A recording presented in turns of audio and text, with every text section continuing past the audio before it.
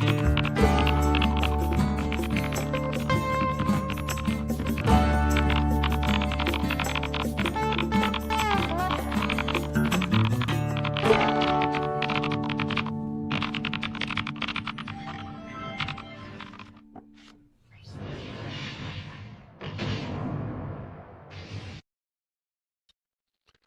all right. Hey, folks.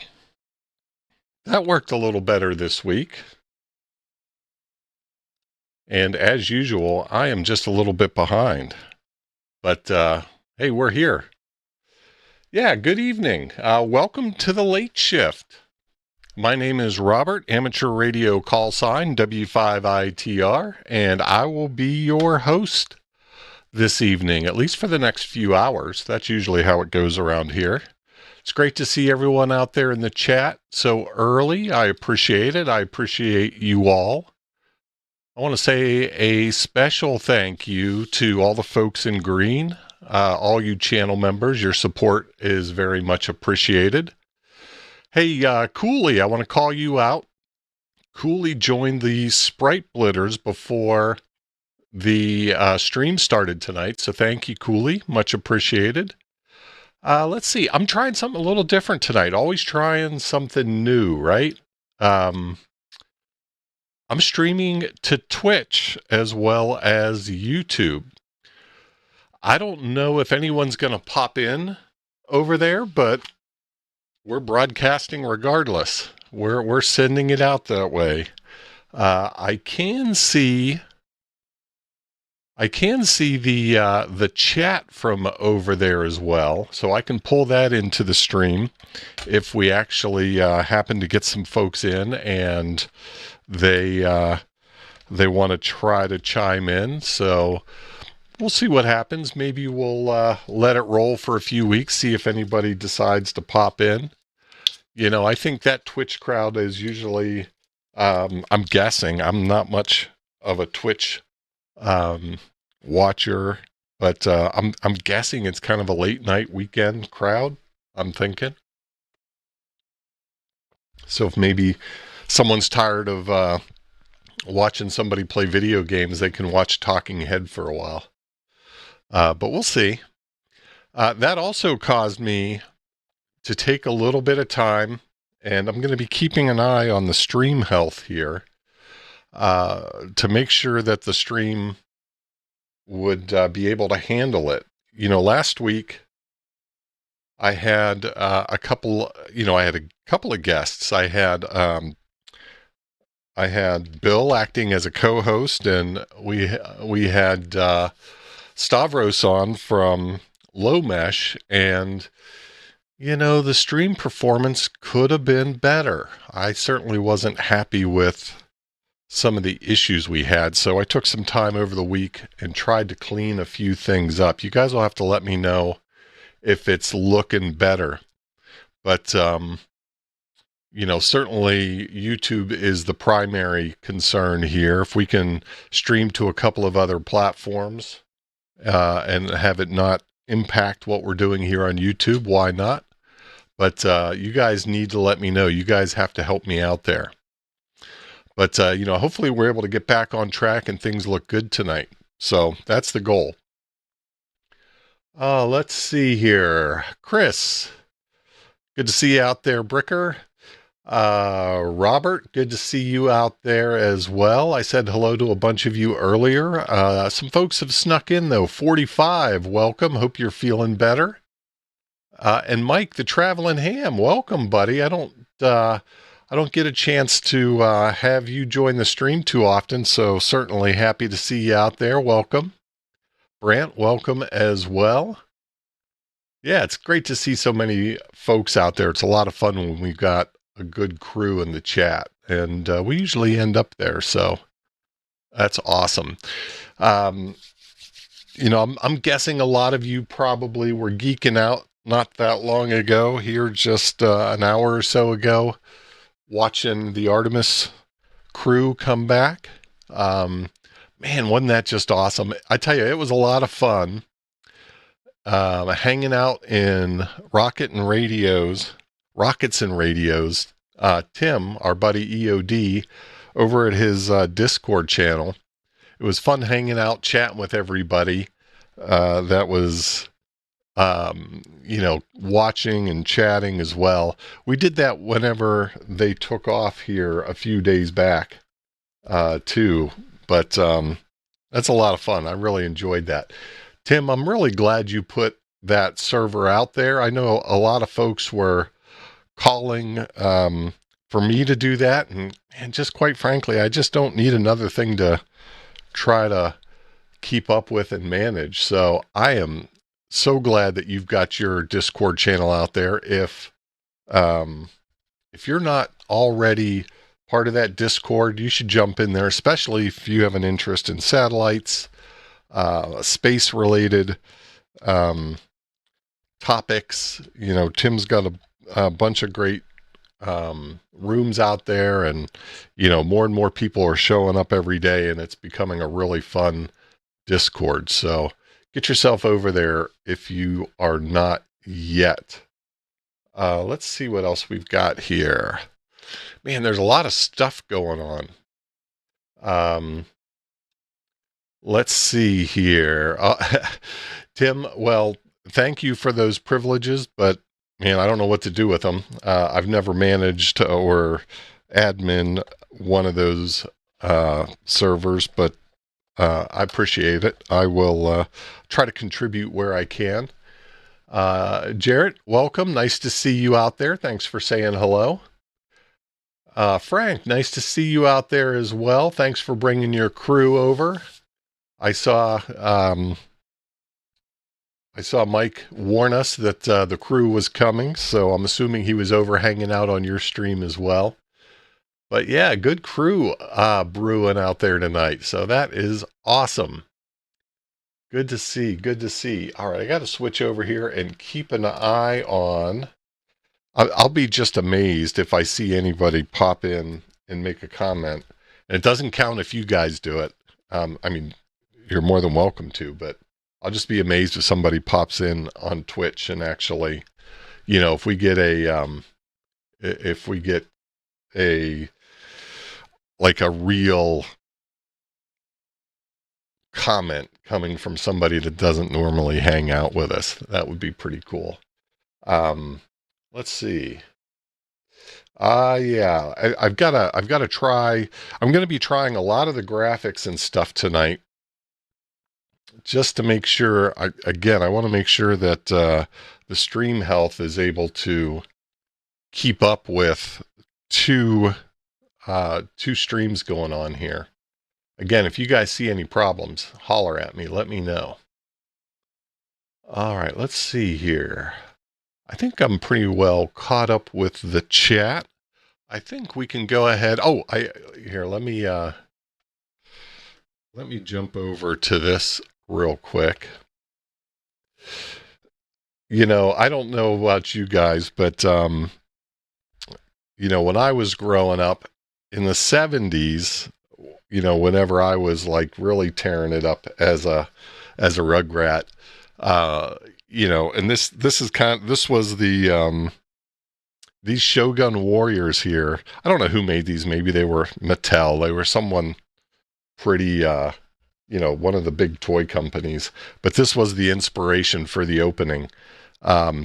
Whenever, I was a little punk kid running around, I actually had this Shogun that was on the right with the little rocket in the guy's chest, and my brother had the Shogun guy on the left. So that guy on the right, he had these little rockets that would shoot out of his chest, and then actually his arm actually flies off as another kind of weapon. And those things are kind of like, I don't know, 2.5, 3 feet tall, probably 2 feet tall. So they were pretty cool toys back in the day. And the one my brother had little rockets that would shoot out of his hand. So I just wanted to, I loved those things whenever I was a kid. Those things were a lot of fun. I don't know if you guys had any of that kind of stuff, but let's see here. There's a pretty good article on those as well. I should drop this in the chat if you guys are interested in it. I'd come across this article, and that's kind of what got all this started. Drop it out there in the chat. You guys can check it out if you want. It tells you a little bit about those toys. Some of you are probably younger, and you may have missed those, but those were a lot of fun. All right, let's see here. We've got a lot of stuff to get to. I guess I should do a little housekeeping here real quick while I'm here. I always like to point out the Bitsy slash, I got to try all these, the Bitsy slash DR bio link. This has all my links, including a link to the community list here, and that's the new community list. It also has a bunch of merch, t-shirts, bumper stickers, kind of fun stuff there. And also this is where you'll find all my affiliate links, coupon codes. You'll find a lot of that stuff here. We also have some of Tim's satellite frequency guides out here. So these are all things that you guys can take advantage of. Hopefully those help you out. The other thing I do want to point out here is the community list. This is the new community list login screen. That's bitsy/cl. Just come in here and fill this out. The other thing though is I'll ask you guys to let me know what kinds of things you're interested in, right? These are kind of areas that are commonly touched on here in our live streams. But if there's other things you're interested in, let me know here as well, right? Let me know. Just fill this sucker out, and that'll get you on the newsletter list, which that's where I do all channel giveaways come through the community list. So if you want to be part of the channel giveaways, you got to be on the community list. So check that out. All right, let's see here. I think we're going to jump right into some of the this and that stuff here. And just some odds and ends here that from the week. You guys may have seen this. The ARRL is advertising all of their 2026 field day gear. So they got some good looking shirts here. They got some hats, and they got all kinds of extra stuff as well. So I usually pick up a t-shirt, and I usually pick that up whenever I go to Hamvention. So the last few years, they have been bringing along this stuff and selling it right at Hamvention. So I mentioned that to folks that might be going, that might be interested. You can save yourself some shipping maybe, and maybe some tax as well. If I recall, I mean, they're just, I think this year they're $30. And if I'm not mistaken, you know, you give them $30 and you walk out with your t-shirt. So that might be a better way of doing it. Of course, if you're not going, then you probably want to, and you want one of these, obviously, then you're going to have to pick it up through their store. So I like the design. I think that looks really good this year. Let's see here. Not another ARRL order. You just got the socks. You know, whenever I was up at headquarters here a few weeks ago, I saw those socks. They actually look pretty nice. They're like little Argyle ARRL socks. I'm guessing those are the ones you got, Tim. Hey, Jody, welcome. Good to see you out there. See if anybody else. I don't think anyone else snuck in on me, but yeah, I like this design. Now the hat, you know, a white hat can be tough, but I like the blue shirt certainly. Oh, speaking of blue shirts, I got my Prep Ham Paul Rag Chew Crew shirt on tonight. So Paul, I don't know if you're out there, but I got you covered tonight, buddy. All right, let's see what else we've got here. Another t-shirt. I don't know if you guys have seen this one. So this is another Hamvention shirt. Now this one here, you can order it now, and then you pick it up when you get there. And this is a QSO shirt. So the idea is, okay, hold on. I didn't see that before. So, you send in your name, your call sign, they put that on. I didn't realize there was Morse code here on the shirt. Looks like 73 here vertically. I'm guessing that's what that is. Maybe I'll come back to that. I don't know if we have Bill in. Bill could probably tell us what this is right off the top of his head. I mean, I'm seeing this is radio down here. I can note write the R's in my call sign, so I can always pick that up real quick. And then O, I always remember that as triple dashes. I think this is Heil Ham Radio. All right, so Heil Ham Radio 73, and the idea here is that when you do your eyeball QSO, you have somebody sign your shirt. So that's kind of fun. So you can pick that up if that's something you're interested in as well. Hey, John from Ohio. Welcome. Good to see you out there. All right, let's see here. I got to keep an eye on a few things here. I'm not used to having this extra stream go on. Yeah, just want to take a look. Yay, it looks like it's actually working. So that's good. All right, so, that might be something you're interested in. And there is a cutoff date. I saw a cutoff date. Here it is. April 30th. Right, so you guys, if this is something you're interested in, you probably want to get that a little sooner rather than later. I got to try some of my Zoom tactics here. There we go. Order by April 30th. To get your hands on that so that they can have it printed and ready for you, right? It is customized. It's got your name and call sign on it. And be ready to be picked up for Hamvention. All right, what else we got here? Yeah, that is kind of cool. Hey, there's Bill. Bill, I'm going to... Now, I know this isn't listening to Morse code, but I think this is Heil Ham Radio and 7.3. But, if you shouldn't math on stream, you probably shouldn't try to decode on stream either, unless you're a professional. All right, so that's that. Another thing I wanted to share with you guys, I don't know if everyone saw this, right? Official attendance for Hamcation this year, 24,890. Now, if I'm not mistaken, this is a little bit of an improvement from last year's 23,000 something last year. Not quite to the record. I think that was 24, which is 25.5-ish. But good to see, was down to 23 something, almost got to 25 here again in 2026. So great to see that kind of attendance.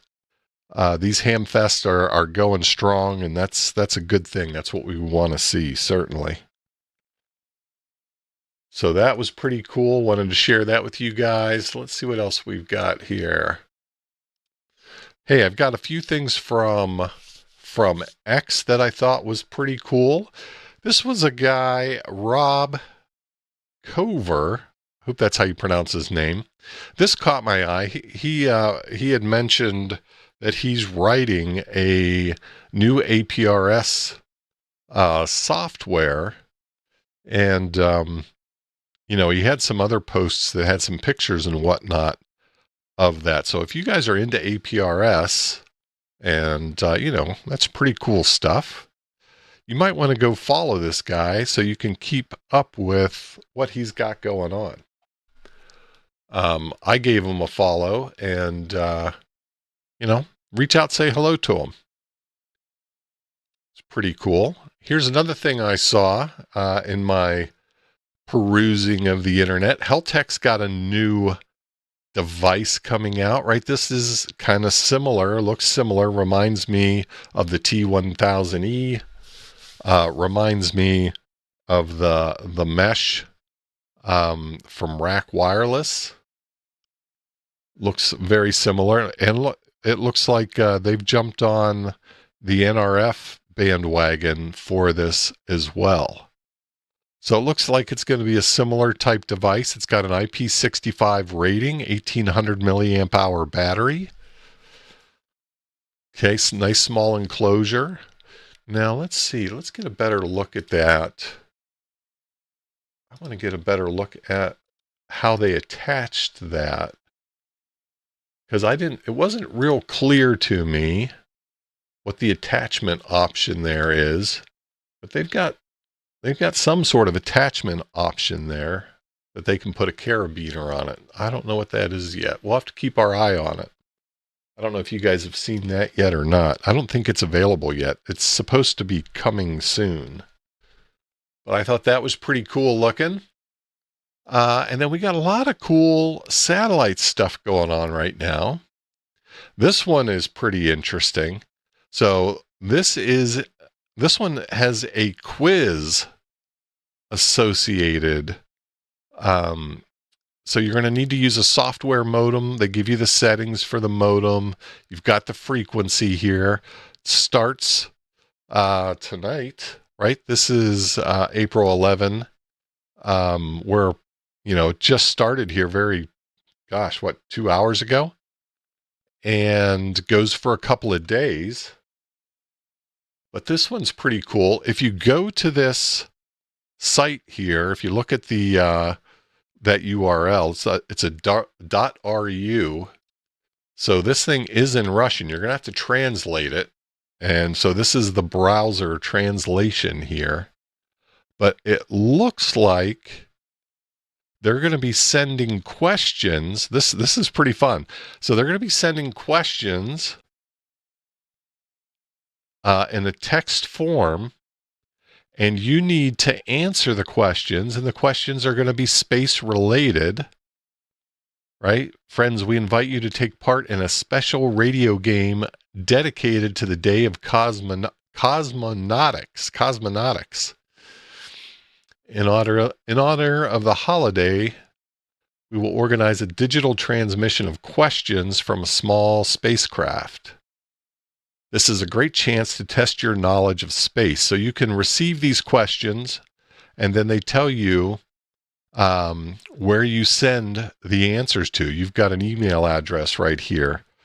Let me blow that up a little bit so you guys can maybe see that a little bit more, maybe even a little bit further, right?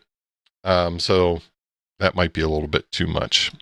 This is kind of a coarse adjustment on this Zoom, but yeah, this is kind of fun. So they tell you how to do it, and you grab the questions, answer the questions via email, send it to this address, and then they send out certificates. So that's kind of fun. Sounds like something that would be a lot of fun to try to do. Got caught up, Bill, on Artemis streams. Yeah, that was pretty impressive. The splashdown this evening. I mean, certainly looked like it went very smooth. Sounded like it from the NASA broadcast. We may never know, but it sure looked smooth and felt smooth. So congratulations to NASA and the crew and everyone involved. That was really exciting. What are your secret nuclear codes? Yeah, I like that.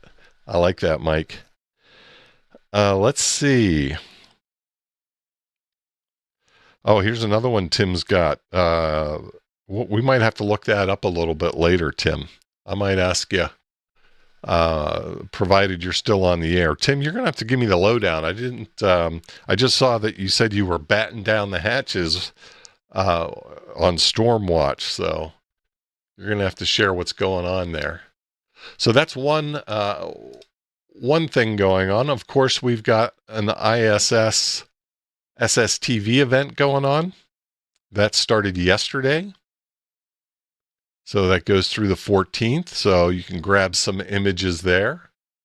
And then we also have another one here on this QMR QWT2. This is the Kuwaiti satellite that was launched with the help of Russia as well. So they've got an SSTV event going on. So lots of cool stuff. And you know what? There's even more than this going on. I just grabbed the ones that caught my attention. So Roger, welcome. Good to have you out there. Hey, Brian. Welcome. Good to see you. All right. Let's see. I think I'm caught up there. All right. I think that's all I've had for the this and that. Let's see. We're going to talk tonight about a new Android and iOS app I ran across this week. This is a satellite related app, and I had like 5 minutes to play with it. And to tell you the truth, it looked great, but it didn't go great. And I'm sure that was my fault. So I want to spend some time going through that tonight. Let me see here. I think there's a website that goes along with this as well. Let me find it here real quick. I'd found it at one point and I forgot to bookmark it. That wasn't smart of me, was it? Let me see.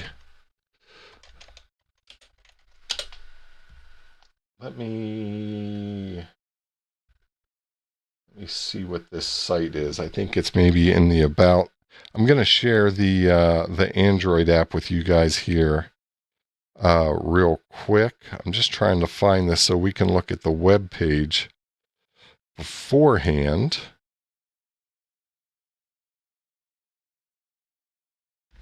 Here we go. This might help.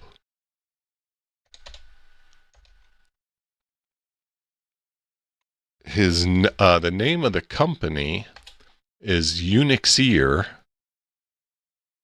Here we go. And the name of the application is Hamvention. Have you guys seen this yet? Let's see.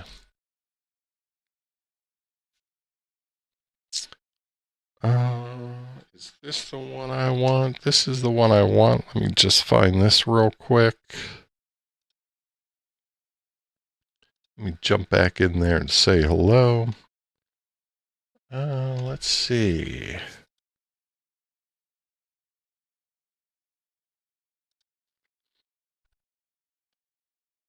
Where are we at? Where are we at? There we go. All right. So this is called Hamvention. You'll find it at unixeer.com. This is where you find the supporting information on it. It does have, it is in the Play Store. It is in, all the legitimate stores. So it's not like you have to sideload it or anything. But it's not all that often that you've got some nice supporting information in a website. Let's see here. Let me drop that out there in case you guys want to grab it. Let me just take a quick look here. How's the stream holding out for you guys? Seems like it should be okay. I mean, we're a little low on the bit rate. My wireless internet is only so tonight, but hopefully this is holding up for you guys. Stream is solid. Okay, great. Thanks, Jody. Working good on the hotel Wi-Fi. Well, awesome. That's N7TJG. Welcome. Thanks for chiming in. Thank you, George. Appreciate it. All right. So first of all, this thing, look at all the different platforms that this supports, right? So you've got your Android, you've got your iOS, but you've also got support for Mac OS, Windows, Linux. I'm not sure what this is. I'm not sure why he's got an AMSAT tag up here. But he's got some tutorials up here, and we might have to go through these because, like I said, this did not go as well as it should have or could have, and I am sure that was my fault. But there are some interesting choices here, and we'll talk about that in just a minute. But I want to show you all the features that are crammed into this app.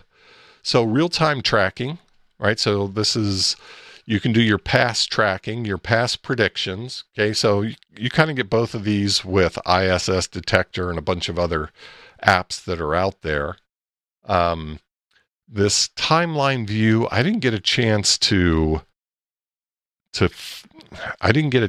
fully explore all three of these, so I'm hoping we can get through there, and I'll show you why here in just a minute. Some notifications, so there's a way to set up some various notifications. It's got a QSO logger built right into it. Location mapping. And look at this, an SSTV decoder built right into it.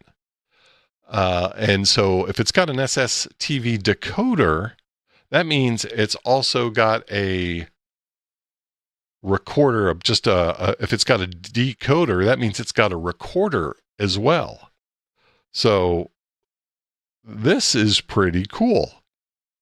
Tells you a little bit about the developer here. Now this just came out, I think it was in December of last year. Doesn't have, I mean, it's like, if we go out to the Play Store, let's do that real quick.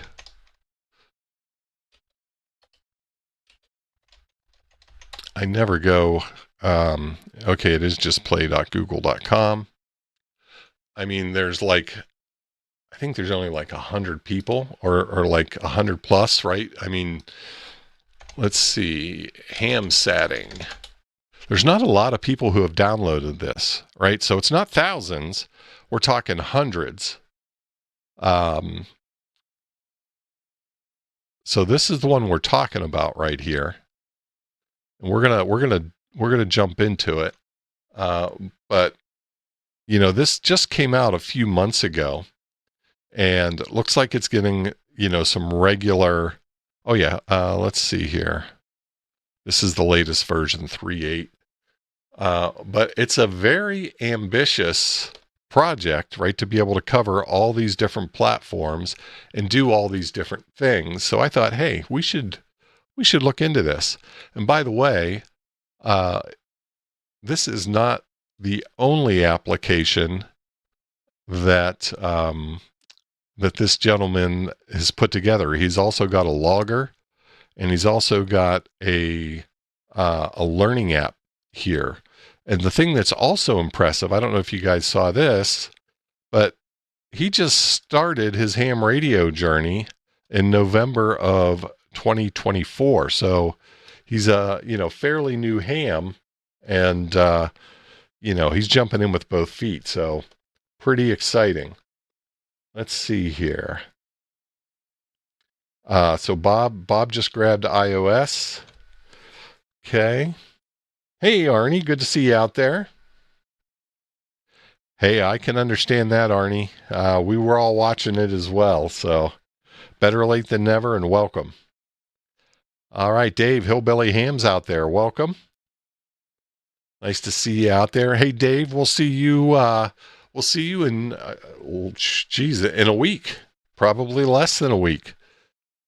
So looking forward to that. We've got more Expo coming out next week. Hey, Jason, Ham Radio 2.0 is going to have a More Expo live stream, right, where we're going to be talking about that on Sunday night. So if you're interested in hearing more about what goes on there at More Expo and the shenanigans that we're planning for the for the event. It's always a great time. We have a blast, but you guys ought to stop over and check out that stream.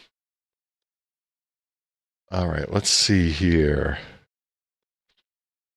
Let's see what else. Oh, Tim's got a new update for ISS detector.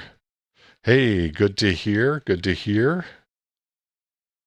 I know there were some challenges in maybe the first or second of that version for iOS. You know, whenever he launched the Android version or flavor, you know, he was updating that pretty regularly until he got it to a good stable point. You know, he's trying to cover a lot of different devices out there, and I give him a ton of credit. He was extremely responsive. You know, I've had a number of folks that had reached out to me asking me some questions. I wasn't able to help them in some cases. I said, you know, hey, reach out to the developer, because I had really good luck when I did that. And, you know, I had heard back, at least from one person that, you know, they got a response and got some help, and, you know, they're now back in action. So, you know, it's just great when you see that kind of support. I'm glad to see that it's working out like that. Let's see, the dark mode is awesome. Oh, dark. Yeah, dark is awesome. All right, let's see here. Boondock Technologies. Mark, welcome. Good to see you out there, buddy. All right, so yeah, so this has got a ton of different platform coverage, which is great. We're going to look at it tonight. Here, let me get switched over. We're going to look at it on Android. So I'm going to take advantage of some of my course zooming here to give you guys a better idea. Some things I want to point out to you. You know, first of all, it'll take up to a 6-character grid square. It'll also take a 4-character grid square. And, you know, I had put in a 4-character grid square, and it will then kind of fill in some of those other characters, which I thought was kind of interesting. The other, and the zoom level here is on the map. But the other thing I want to draw your attention to is this little item over here that says API hits. That becomes very, very important. And we'll talk some more about that. Right now, I'm sitting empty. And you might be able to figure out, right? This is where I ran into some trouble, where my API hits,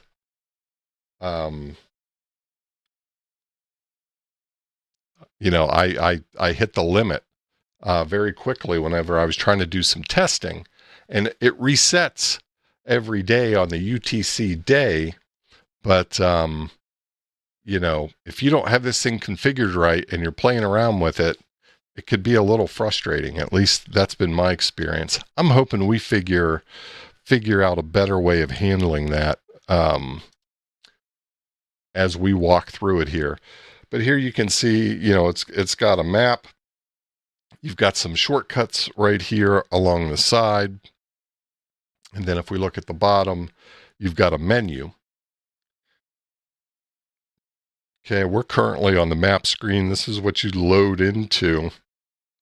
But, you know, what I want to, let me see here now.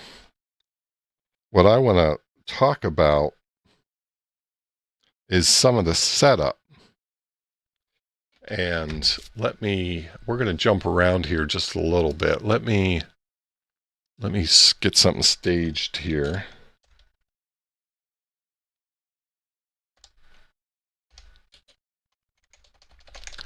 So if you guys are familiar with satellites and you're involved in satellites, you're likely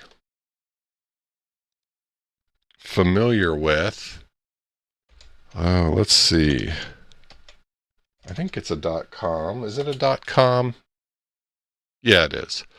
This site, N2YO. And you can create an account on the site here, and you can get an API key that allows you access to, it's basically the two-line elements of all the various satellites. And that is the way that this developer has chosen to go. So you have to go to N2YO, you have to create an account. An account's free, and you sign up for when you sign up for an account, you get access to an API key that you can then load into this software, and that's how it gets all of its pass information.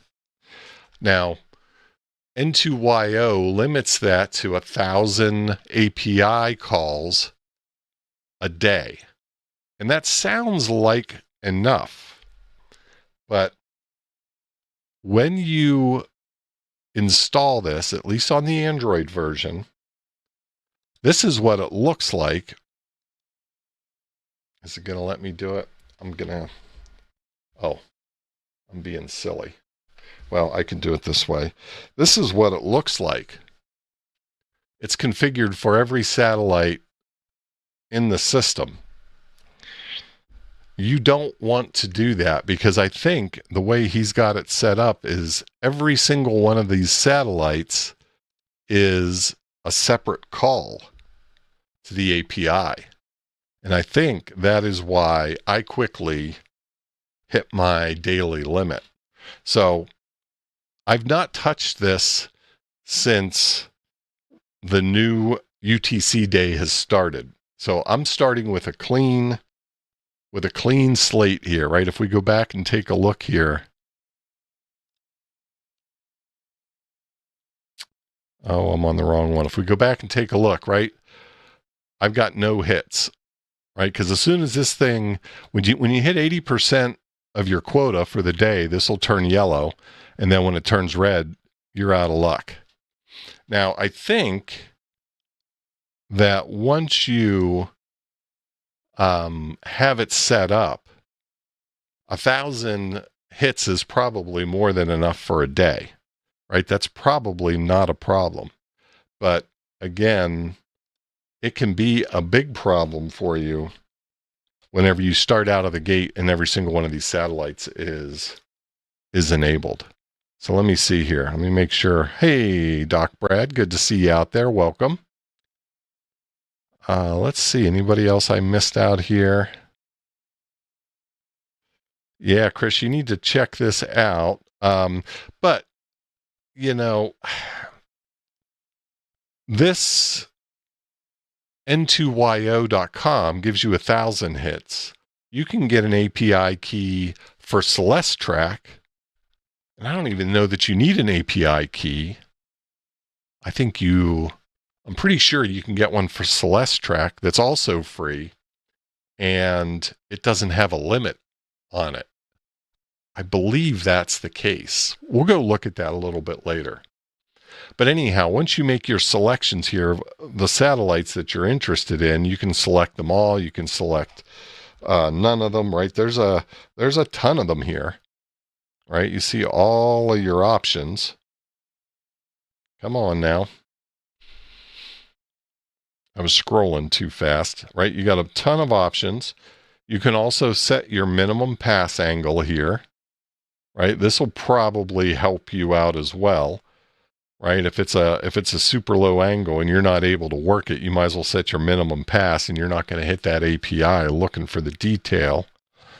You can also add SSTV events to a schedule here, and you can have it notify you, right? There's some notification that's associated with that. And then you've got this SSTV decoder here as well, which I want to play around with that. But first thing I want to do is be able to start tracking some satellites. You also have some other options here, right? You got a dark mode. You can turn on or turn off your pass notifications. You can also turn on grid hunting, right? So if you are logging in this app, there's some functionality there. I'd like to understand what that looks like as well. And then they give you a weekly tip and hint. You can turn that on and off whenever you enter the app as well. Okay, and then he's got a setting down here to refresh everything. Up here, you can also see if you've got any scheduled notifications, right? And if you know Arabic, you can change to Arabic as well.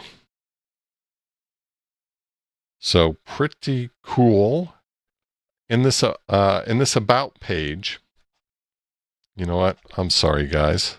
I was showing you all this cool stuff and I wasn't zoomed out. Let me zoom out here just a quick minute and show you some more of those things.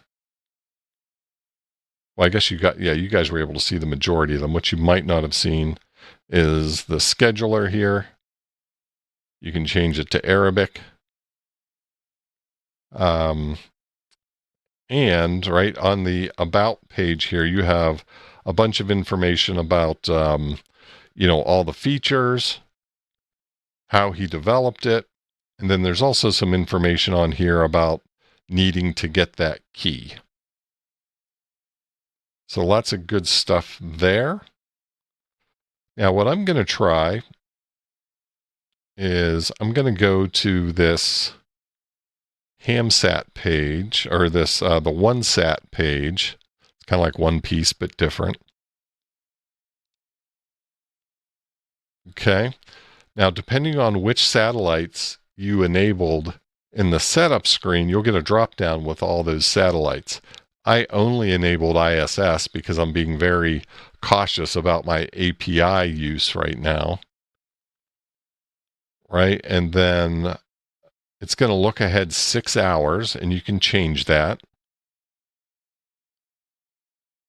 I'm going to keep everything as minimal as possible. Again, trying to protect those API hits until I figure out what in the heck is going on. So I'm going to select my satellite and I'm going to say, go get my passes. But here it says it's unable to fetch the satellite passes. Please try again later. And this is the problem I was having again and again. So I don't know if anyone else has downloaded this while we're chatting.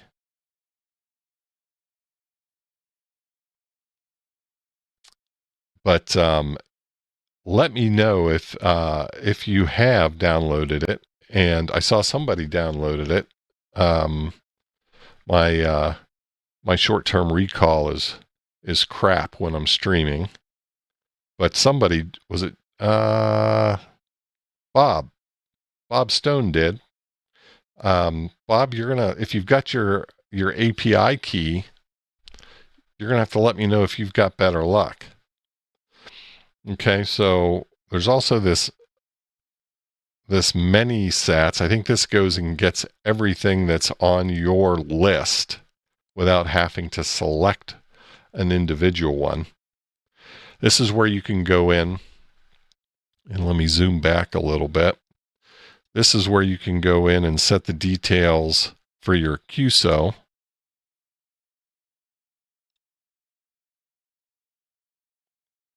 Right, you just fill this out. What's the call you worked? What's the grid you worked?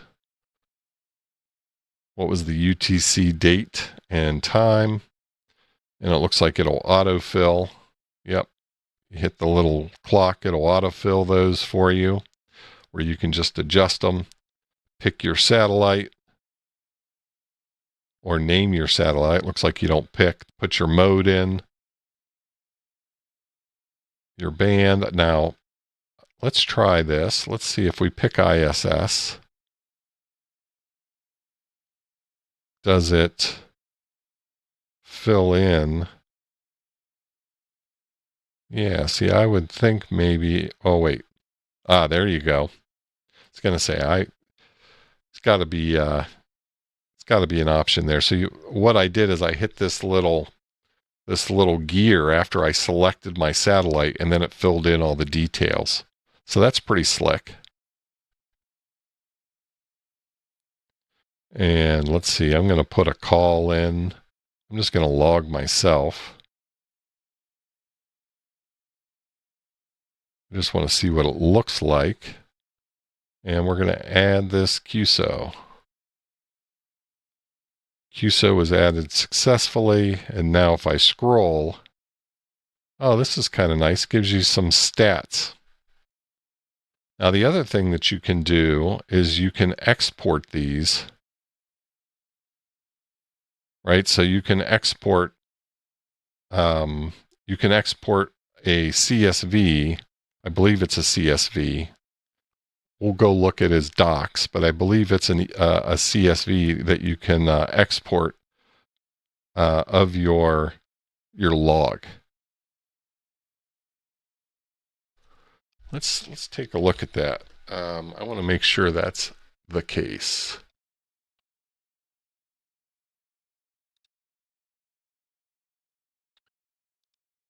Where did he go here? Here he is, and let's see, user manual. Okay.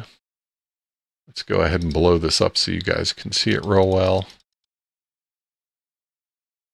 Maybe just a little bit low, a little bit smaller. There we go. Let's see here. QSO logging and management. Okay.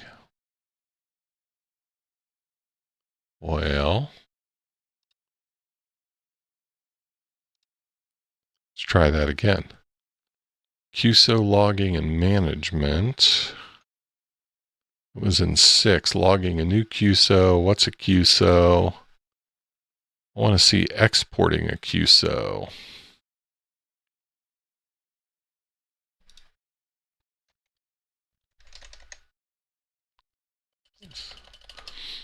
Let's see. I know I read somewhere that you can get those back out. Exporting predictions. Did it not find that?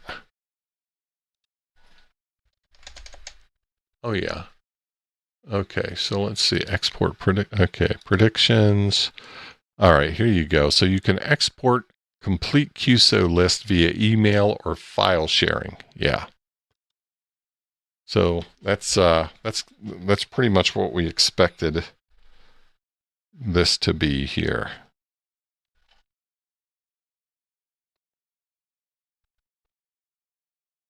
Okay, when we hit that little share, then we can export it. Okay. That's pretty cool. I like that. View the list. Oh, that looks nice. And you can filter by satellite, filter by call sign, by date, that's pretty good. Then you can come in here and you can edit, and you've got several tags. That looks pretty good. I like that. And then here you go. You can import here as well. You can share as image, share as CSV. There you go. You got lots of options right there. Share as ADIF. Nice. So that's real nice.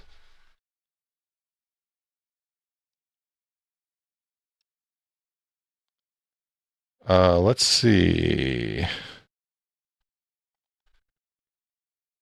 Just DM'd you. I'm not sure who you're talking about, Mark. Were you talking about me? Let me take a look.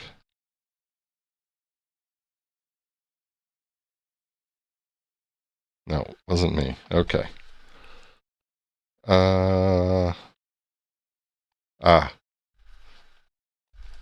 I'll share EOD. I'll share your. I think you sent that over to me, so I could share this with folks. Share this Discord. I turned Discord off on my streaming machine just because it is such a huge resource hog.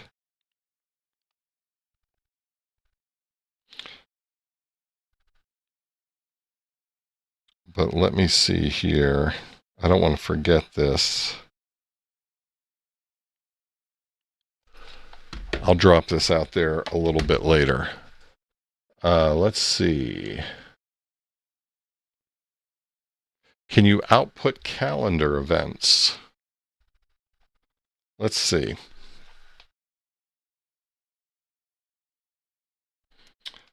All right. Let's see if we go to the calendar. I don't see anything here.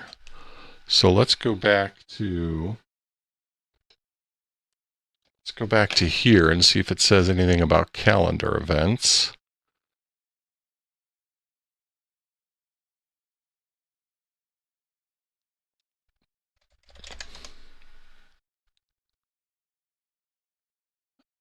Let's see, Smart API management. I need to look at that. Automatic pause of satellite tracking when navigating away from the map.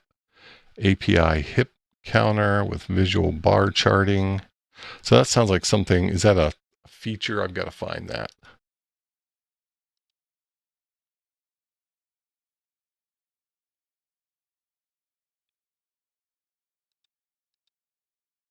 Yeah, I don't see anything here that's talking about events.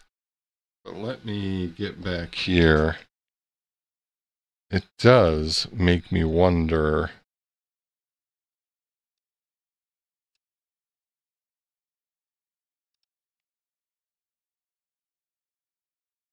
if, where do I set that?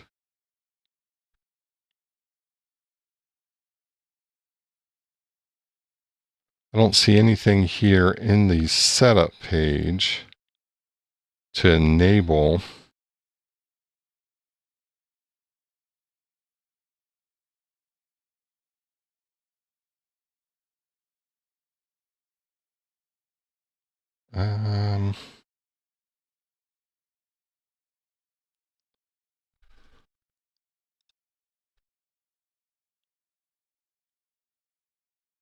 I don't see anything where you can enable that.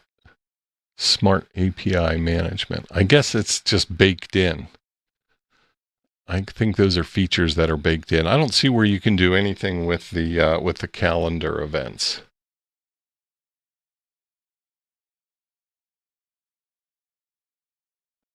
Let's see here. When you get a pass list,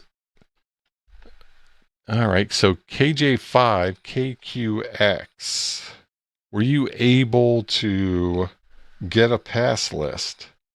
Right, because I am unable to get one. Again, I'm going to go in here and say, just give me the ISS.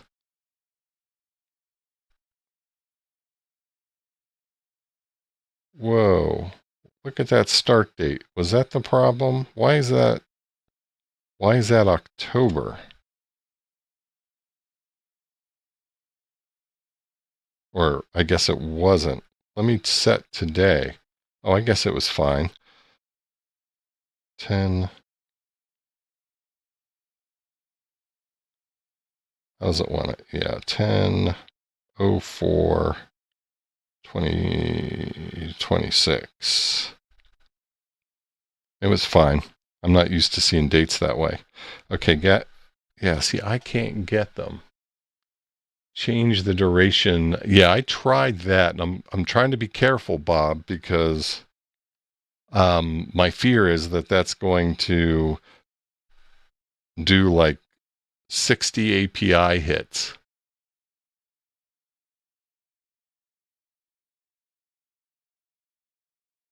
Set it for 12 hours. All right, I'll set it for 12 hours. Let's see. It doesn't look like I've got an option for 12 hours. All right, we'll go 60 hours. Get passes. Unable to fetch.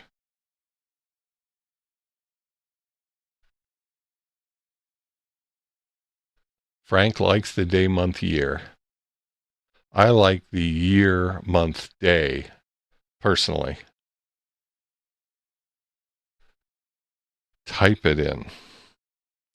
Type in 12. Oh, look at that. Well, that's a little funky there. Get passes, nada.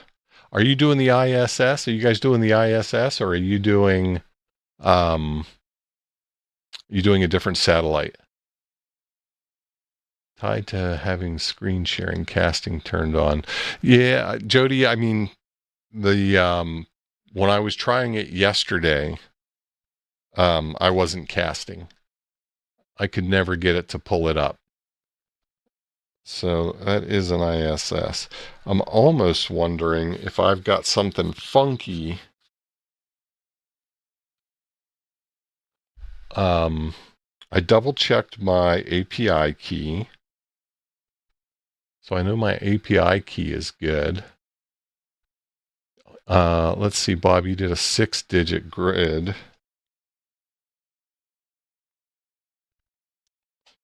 There, I'll add that. Do 12 hours. Nothing.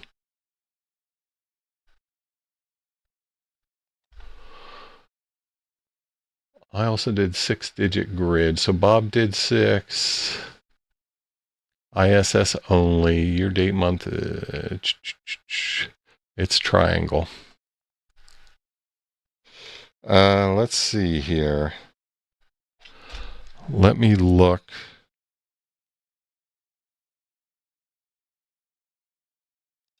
Let me go back to here. Go back to my settings. I'm going to add SO50. It's like I'm gun shy. I don't want to blast through my API hits before I get something.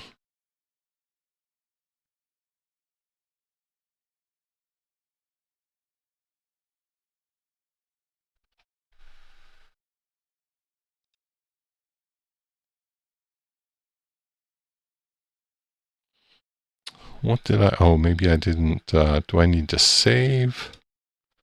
How does that work? SO50. Oh, that's a problem. Let me go back. I'm going to go back to 0. Save. Got to remember to save. Okay. Going to come back here. I'm going to select SO50. Say, give me the passes. I got nothing. Let me try ISS. I got nothing.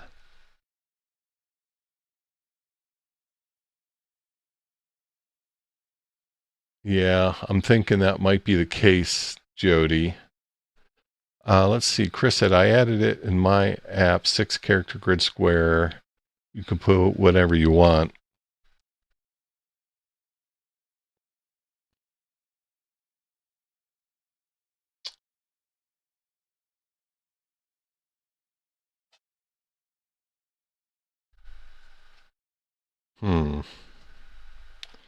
Let me go try this. Let me go back to here. Go over to settings.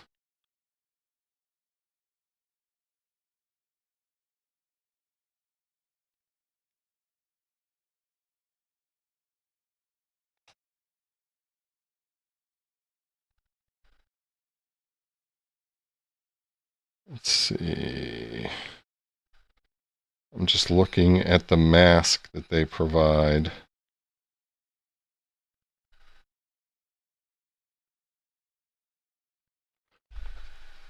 And I know you guys can't see that. I'm trying not to share my API key. Not that it seems to be helping me at all.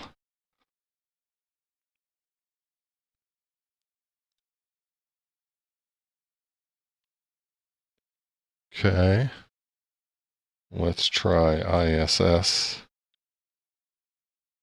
Get passes. Nothing. All right, so I think Well, I could even...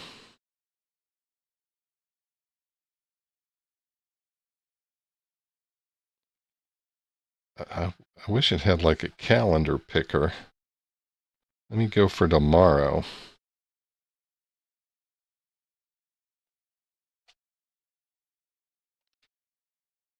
Nothing. All right. So I think Jody may have the answer here. Here, I think I'm going to uninstall and then reinstall.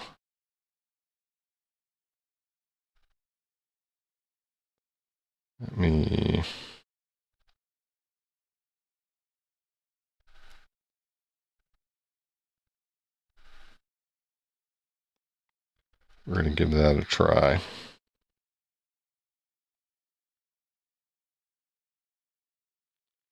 Okay. Uninstalling. So I am uninstalling. Let's see.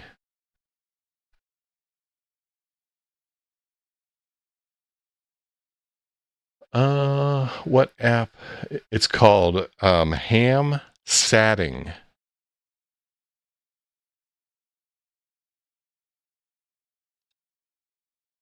That's what you want to look for right there. Hamvention by Unixeer. And I'm going to go ahead and install it again.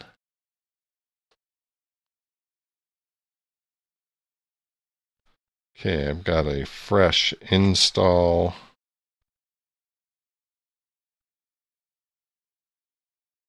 Let me see here. So here's what you get.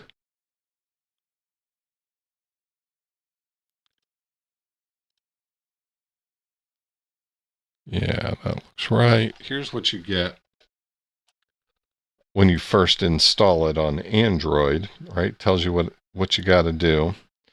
Go to settings, enter your default values, your grid square, your call sign, your email. Tells you where to go get your API key. Set your minimum pass angle. Select your satellites.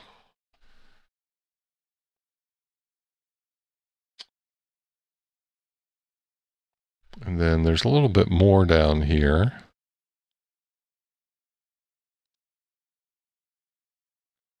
For background notifications. If you don't have your battery optimization set, then you might not get your notifications. Okay. Then you get a little message here. Map refreshes after every QSO. Got it. That's one of the hints that they mentioned.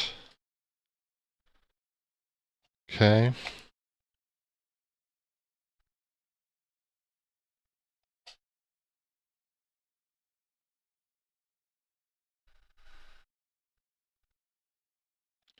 See, it says right here that you can put in anything, 4, 6, or 8 characters. You can even use your lat long. I'm going to go with 4. Put my email in. And then I've got to put my key in.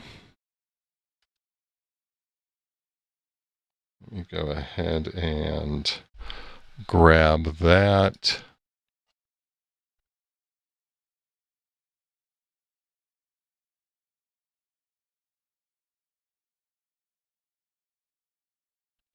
Actually, what I should do is I should verify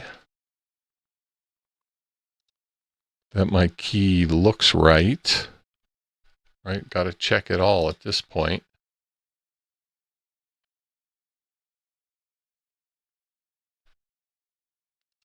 Let's see, I'll get signed in real quick here. Glad you guys are having luck. I'm glad it's a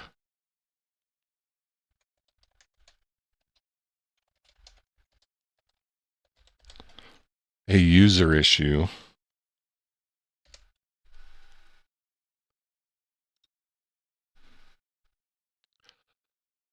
Okay.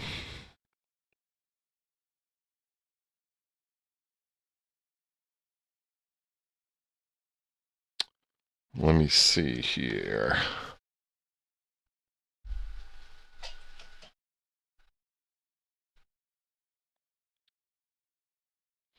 Well, doesn't that look different? That would take the cake. It's exactly the same format, but a little different in the first couple bytes.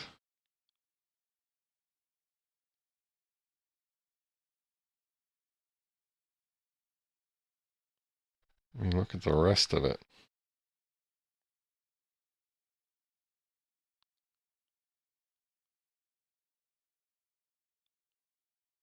Yeah, and the rest of it looks just fine. That's interesting. All right, so I'm going to go ahead and drop that in.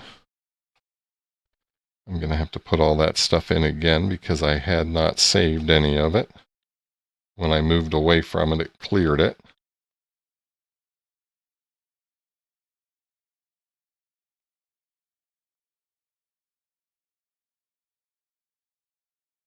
Okay, that looks good. I'm going to save it. I'm going to select none of those satellites because I don't want to blow out my key. That's the other thing that's interesting is why did it say I blocked or I hit my API limit? That's interesting. All right. Let me get you guys switched back over. Let's try this again. I'm going to try ISS first. Get the passes. Nothing. Let's see if there's anything for SO50. Ah, hey, look at that. All right. This is progress. All right. So let's see. What do we got here? So you can grab a screenshot. That's kind of cool. Right?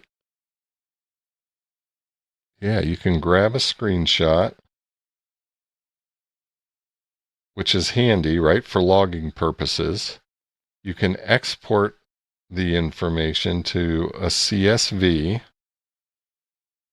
Best elevation is 14 degrees.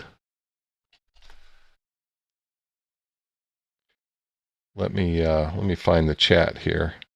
I'm guessing it was just an API issue.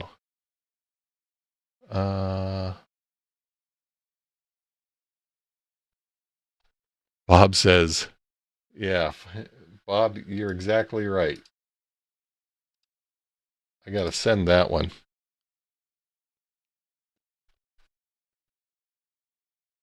Says, it looks like a cool app. Now I need to get an antenna and get outside. Yes, sir.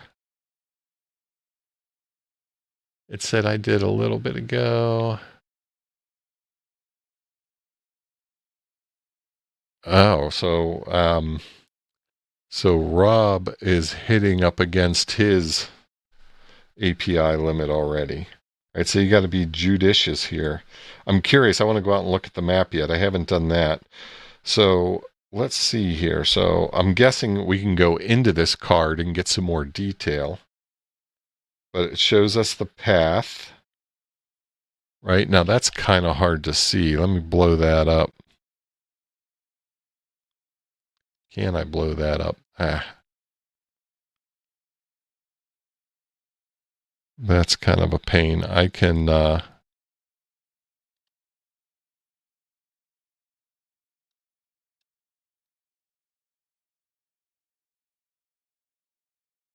me try to do that.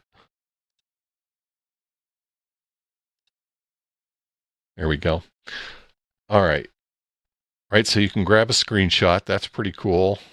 You guys might not have been able to see this. I realize it's pretty small. That's why I tried to get some of the zoom stuff going.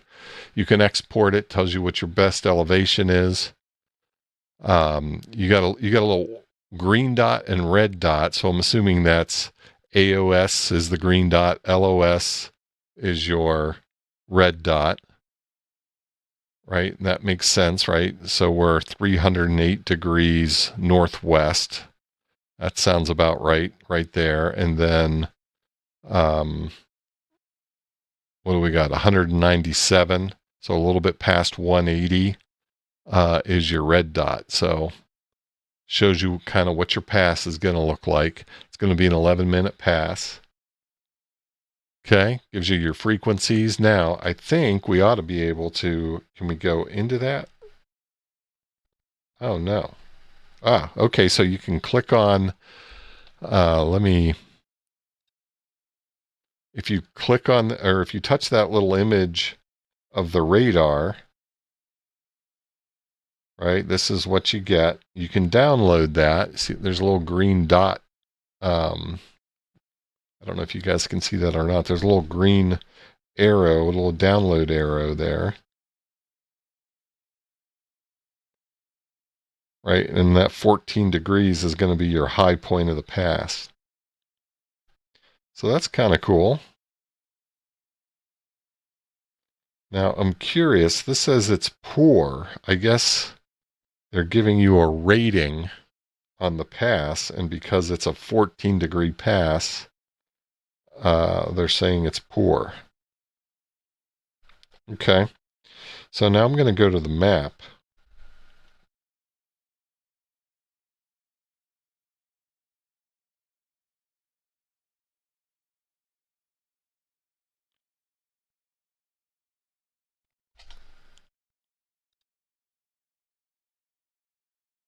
I'm just looking. Maybe if I have to. Okay, there we go. Okay, so I hit that. I hit this little button up here. I hit this little satellite button, and it plotted the satellites I have that I showed interest in on the map. It says there you are. There's your satellites. Okay, if I touch them, tells me a little bit about their current distance, bearing, elevation. Gives you some interesting info there. Oh, actually, it's kind of plotting a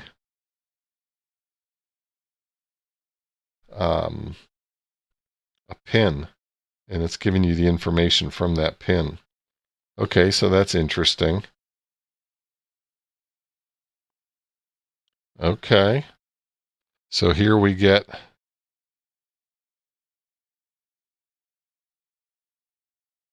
let me show you guys aren't seeing this here.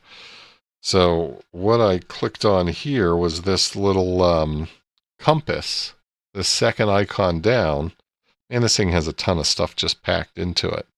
So I can see this is kind of like an aircraft type of instrument. Phone pitch shows you the pitch.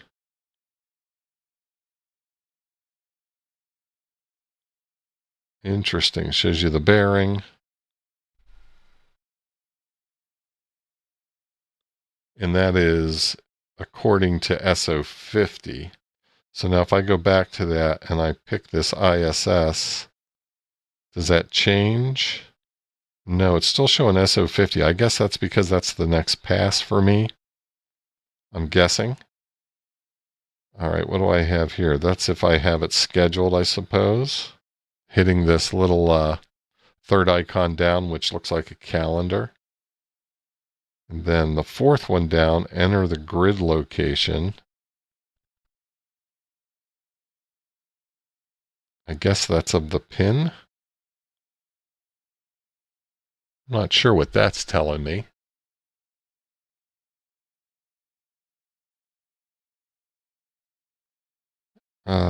Let's see, we can zoom in, we can zoom out, we can get north, straight up,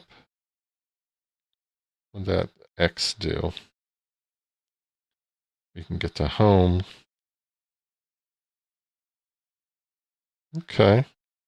So that's kind of interesting. But I'm wondering, okay, I guess you could, so this doesn't move. I'm trying to figure out how you use this, right? If you want to try to use it like ISS detector, right? How do you use it?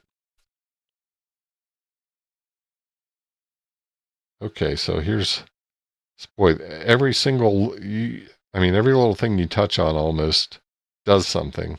So we can hit the bell. You got to turn on notifications. It's telling you. There's the calendar.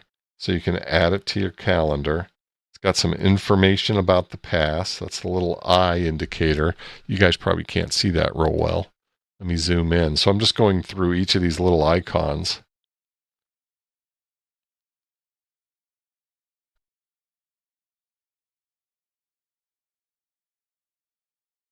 Oh, and I can see just the faintest.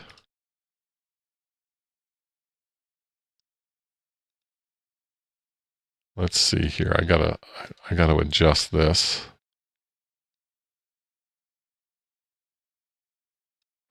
I've got just the faintest line in my API hits. So I can see I'm starting to use those hits.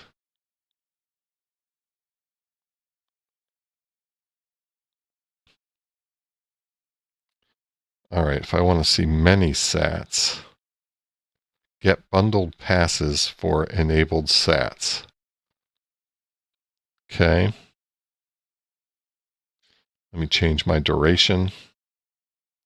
I'm going to set this to 12 hours. Okay, here we go. So in 12 hours, these are my ISS passes and my SO50 passes. I've got several of them.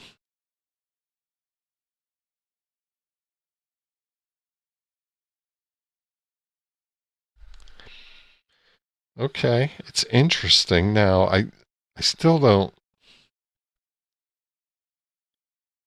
I'm still not sure I understand how I'm going to work a pass from this. Sure, I could look at this. That's helpful, but it's not super helpful.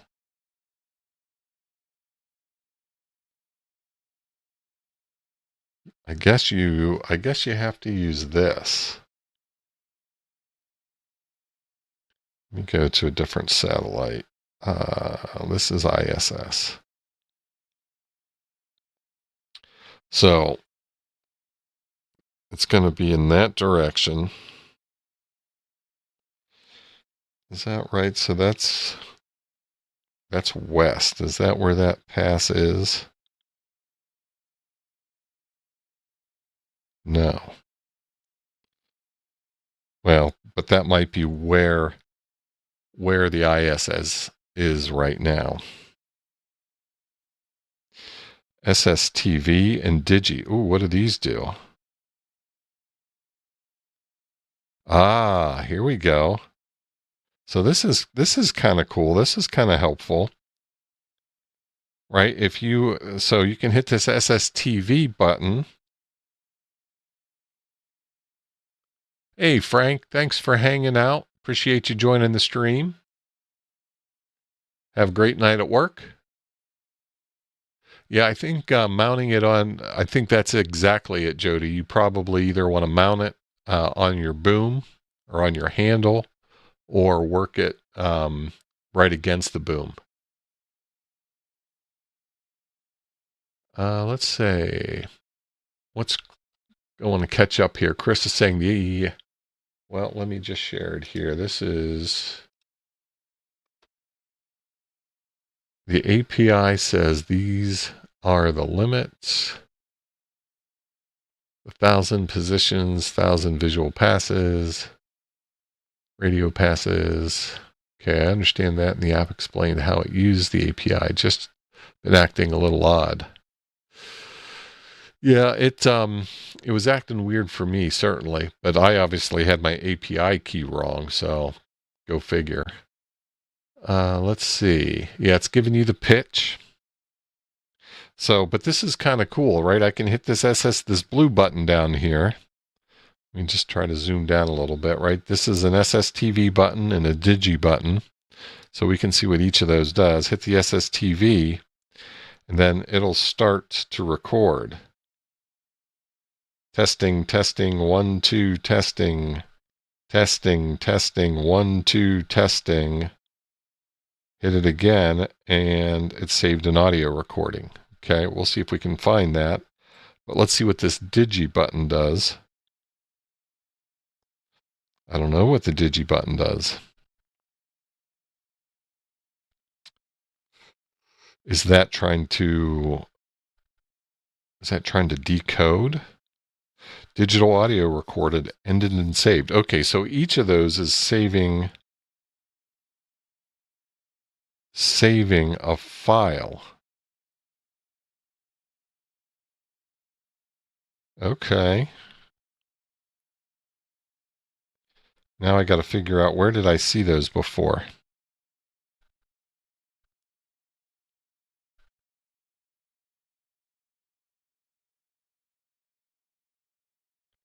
I saw somewhere.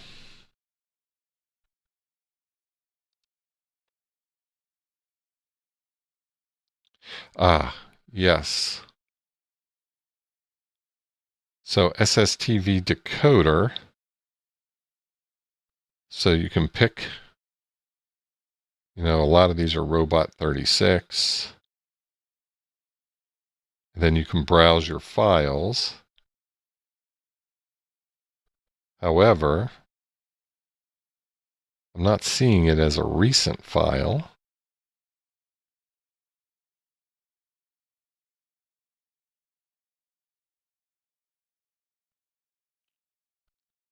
Okay.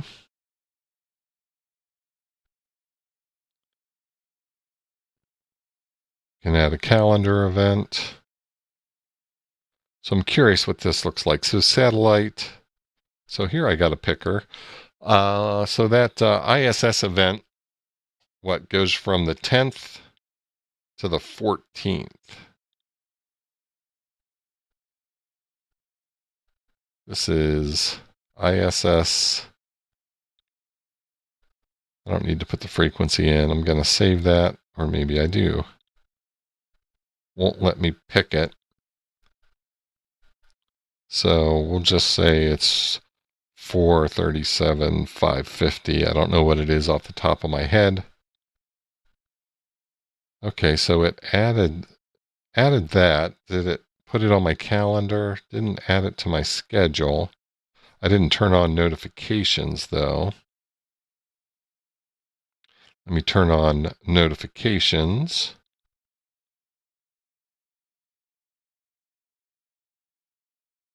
Let me view any scheduled notifications. Don't see them.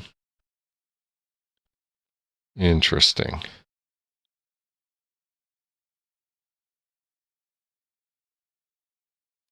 So I don't know where it saved my file. Maybe if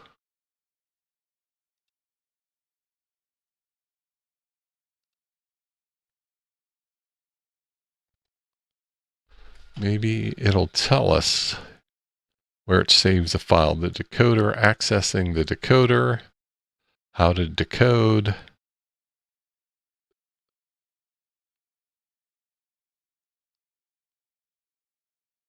I'm wondering if it maybe didn't record it. Maybe it's more sophisticated. I figured it would record whatever it heard. But let's go ahead and look at this. Page 7.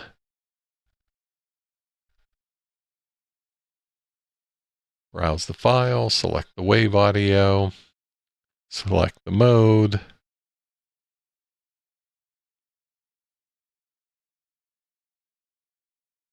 The image will decode automatically. Okay. You can do a shift, you can do a slant. All right, so it's got all the kind of basic needs like you'd see in Robot 36, something like that. Adjust where the audio file decode begins. That's nice. Pinch to zoom on the image.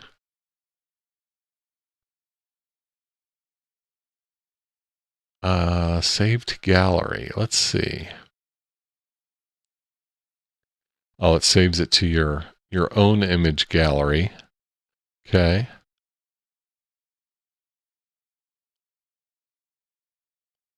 Gives you some tips. That's all pretty cool. Supported audio. But I'm not quite sure why it didn't show. Let me gonna try something real quick here.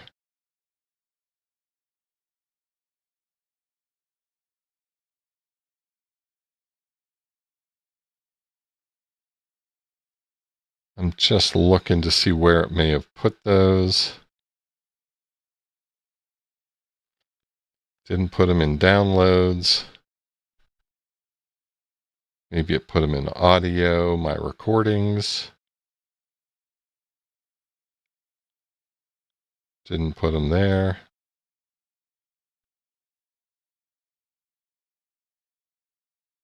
I'm going to have to play around with that a little bit, I think. I can't find where it stashed them. Let's see if you guys figured it out.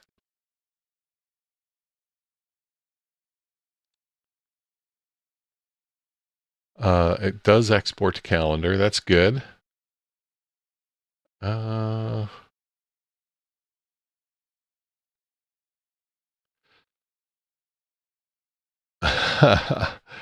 I'm sure. I've got some audio files here that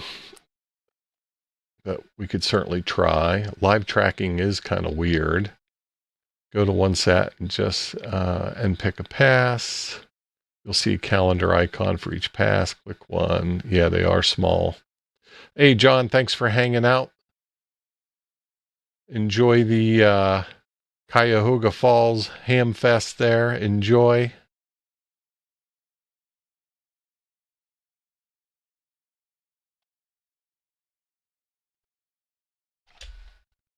But yeah, I don't see. I'm going to go back. So that's the decoder.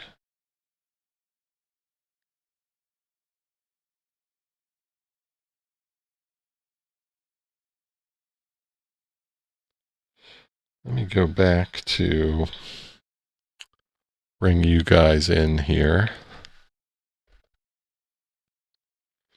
I'm going to go back to this pass.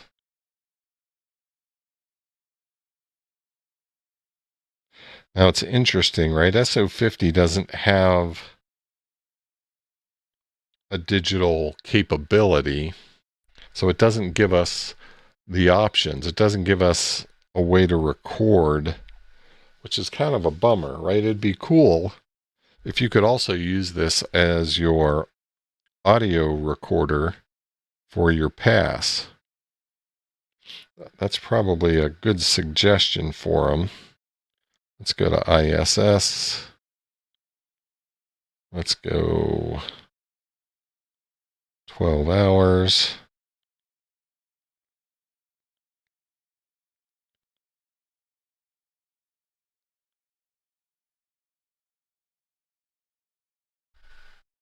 So this gives me the SSTV and the Digi. Testing 1, 2, testing 1, 2. There's no type of like audio level or anything displayed, so you just got to assume it's doing the thing. Let me turn it off. Recorded and saved, but where did you save it? Where, I ask?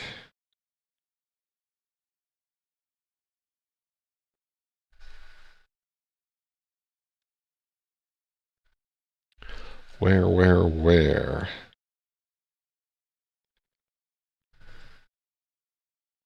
It's nowhere here in the QSO portion.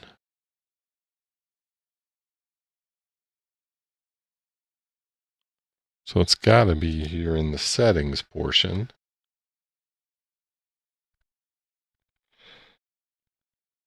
No scheduled. Device-specific setup guide. Oh, what's this? Oh, how to set your battery configuration. Enable grid hunting. Place worked grids on the map. Oh, that's okay. This is cool. Place worked grids on the map. Place coverage circles. Place grid lines on the map. So let's throw that on there just for the heck of it. Let's go back over here. Hey, looks like we got SO in the footprint. And then does this turn on and off grid lines? I thought that was a calendar. Maybe it's grid lines. Looks like grid lines. Am I too far out for the grid lines?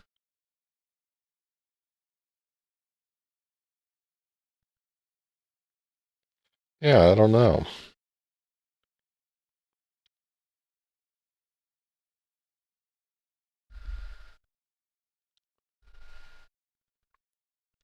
Let me go back to settings. There's definitely a lot of stuff packed into this. And I think it's a great first attempt.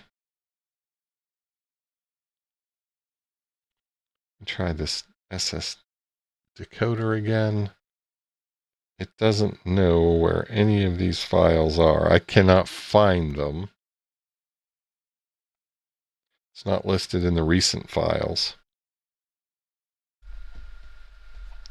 I wonder if it's trying to be tricky and it's... No, I can't imagine. It's looking for a file type based on something like that. Let's see. I don't know. What do you guys think? What do you think of this new app? Audio is saved as a WAV file with the satellite name, node, and date and Doppler correction. Frequency in the file name doesn't say where. Yep. Artemis 2 patch and stickers have shipped. Nice. Record audio, writing that down now. Yeah. My board does not have an audio interface, though. Found a clue in section 9 of the manual. Recordings are saved as WAV files in the app's documents directory.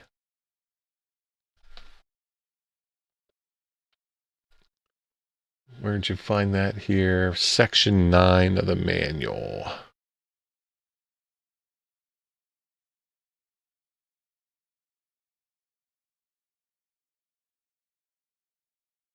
In the documents section, huh? All right, let me go look there real quick.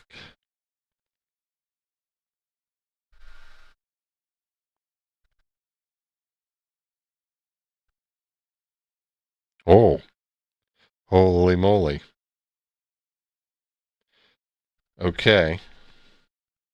They are there. I'm going to pick one. Now let me swap this over.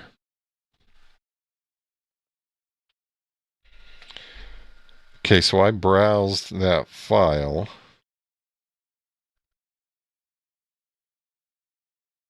Oh, that's an image. Okay, so that's how you save it. You can download, you can upload. Wow, so that's really interesting. It tried to decode it without playing it that I could hear.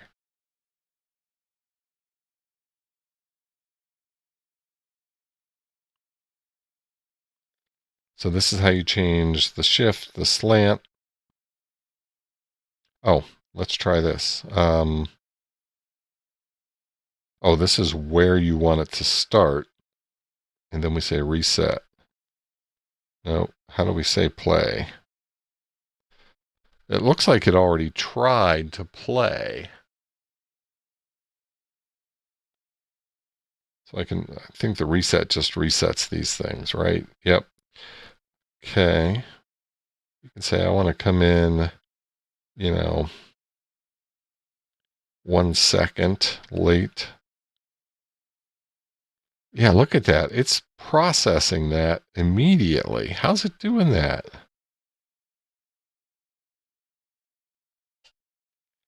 Wow. Okay. Where do I have an SSTV? Hold on. Hold, please.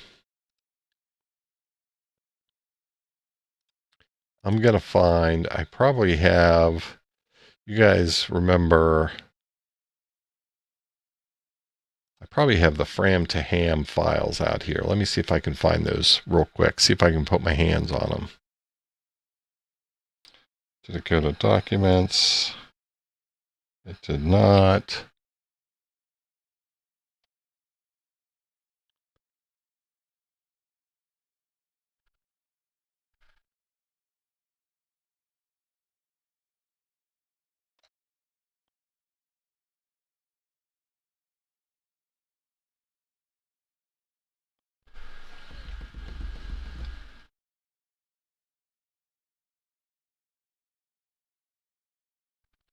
Boy, I had it. I had it. All right, let me get the file name again. Good lordy.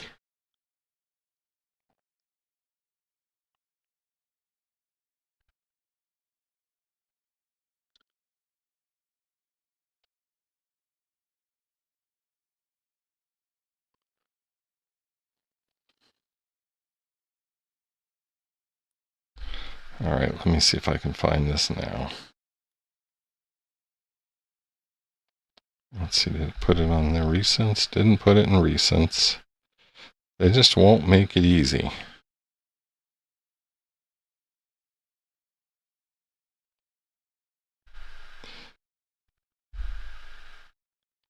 Gosh, you have to be so quick. Okay, so this is a little frustrating.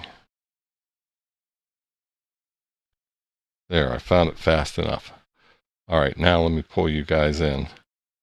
So maybe it wasn't as good as it looked before. Let's get full screen. All right, so once I was actually able to find the file on my phone, right? That's the other problem with having a terabyte of storage on your phone. It pulls up and it says, go ahead and decode. So it says it's decoding the audio, invalid format. Okay, so what was it? It was Robot, was it Robot 24? I forget what the Fram to Ham. We'll try a couple different ones here, see if we can find it. Invalid WAV file format. Well, that doesn't sound good. Let's see, Robot 12. Invalid WAV file. All right, that's not good. I thought it was a robot, wasn't it? Or was it a PD? Is it a, no, it was a robot. I think it was. Let me look it up real quick.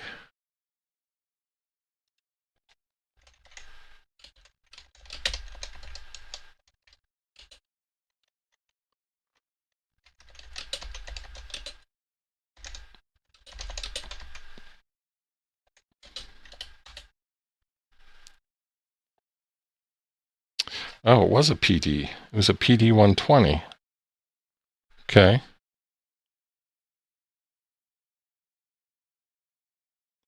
Well, it still thinks it's an MP3. Didn't their documentation say they could handle an MP3?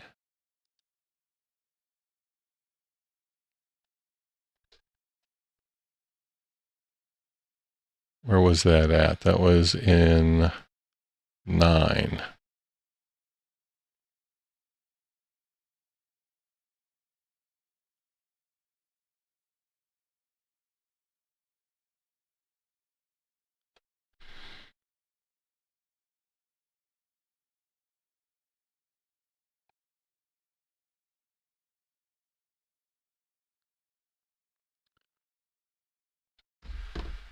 I thought it said it could handle an, oh yeah, MP3. Do I have to tell it it's an MP3? I mean, it can see it's an MP3, but it says it's a WAV file.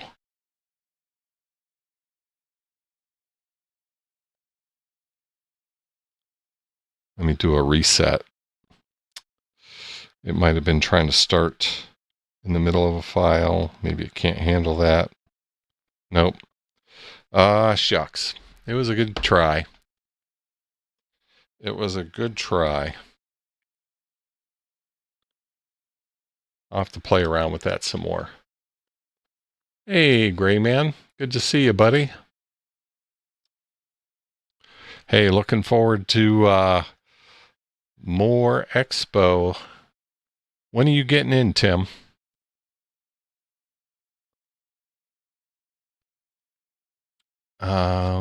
Yeah, this was the Fram. Yeah, Fram was PD20. Yeah. Didn't like my file for some reason. Yeah, I hear what you're saying there, Bricker, but the documentation here says otherwise, right? MP3. You know what? I'm curious. One more thing. I just can't let it go. It drives me nuts.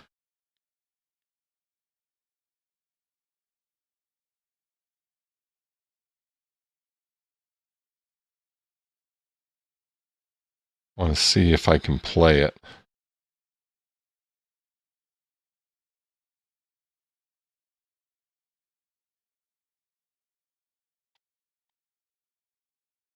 Oh, where in the heck's it going? Connected to Bluetooth somewhere in the house here. That's not good. Oh, maybe I grabbed a bad recording. Oh, wait, there we go. Hold on. We're going to start 21 seconds in. Hey, hold on a second. All right, let's try this. And we're going to tell it we want to start 21 seconds in. Boy, I don't think I can. I can only go 5 seconds in. That's probably the problem. Let's see if it can decode it.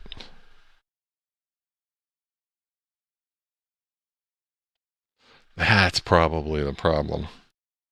It's got 20 seconds of crap before it gets to the good stuff. All right. Do you guys want to try one more, or are you guys done with this? I can grab a different file.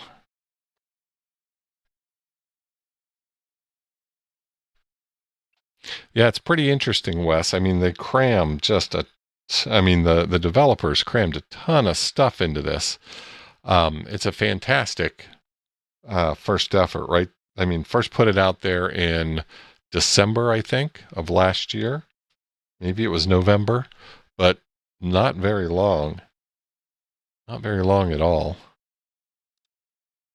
Here, I'm gonna try one more file. What the heck? Let's see here.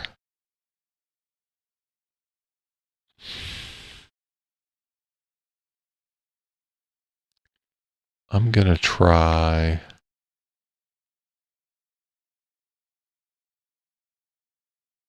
Let me try this one.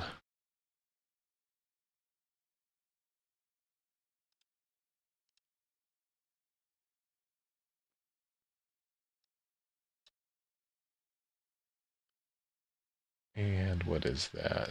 That is 2149.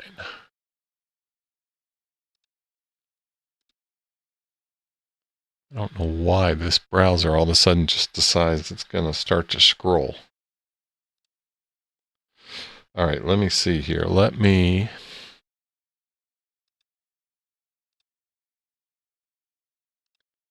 to send a file.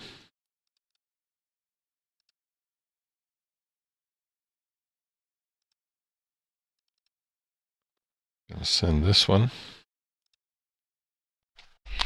I'm just curious to see how well this thing does.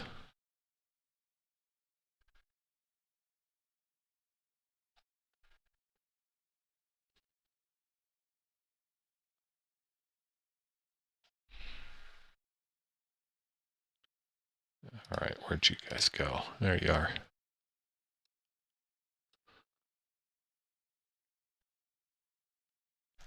Hey, Jason, how you doing? Thanks for jumping in. All right. So I'm going to try to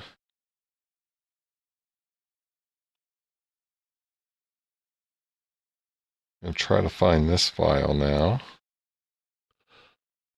What's the file name on that thing? I lost it.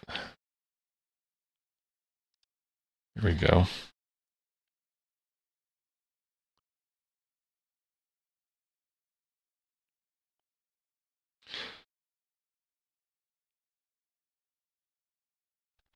Okay. Let's see if it can decode this one. Still says it's an invalid wave. Okay. Let me listen to it.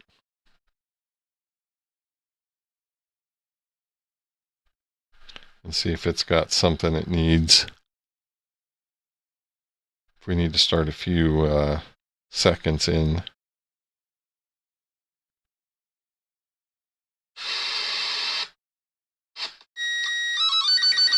Okay, so we'll start this one in 2 seconds in. See if that makes a difference. Okay, let me get back here. So I got it queued up. I'm going to tell it I want to start. I'm going to start about 1.5 seconds in. It's close enough. Say decode. Boy, it sure doesn't like that file. Sure doesn't like that file.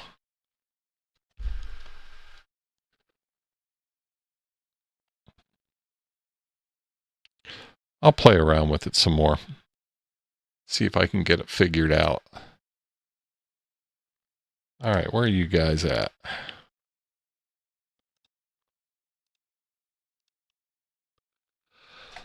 All right, so that's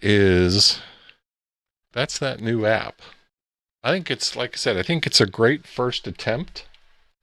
For those who may have joined a little late, it's called Hamvention, satellite app that has a ton of features built into it. It's got a digital and SSTV decoder built into it, as well as satellite tracking,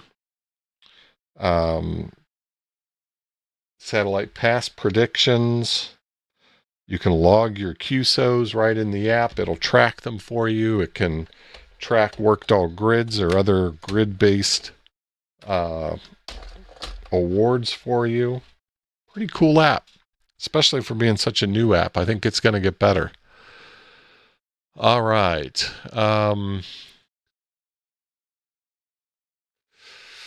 MP3 is a compressed format. I thought Wave has a little bit of compression too, but I'm not sure. So I played around with that a little bit this week. Some other things I played around with.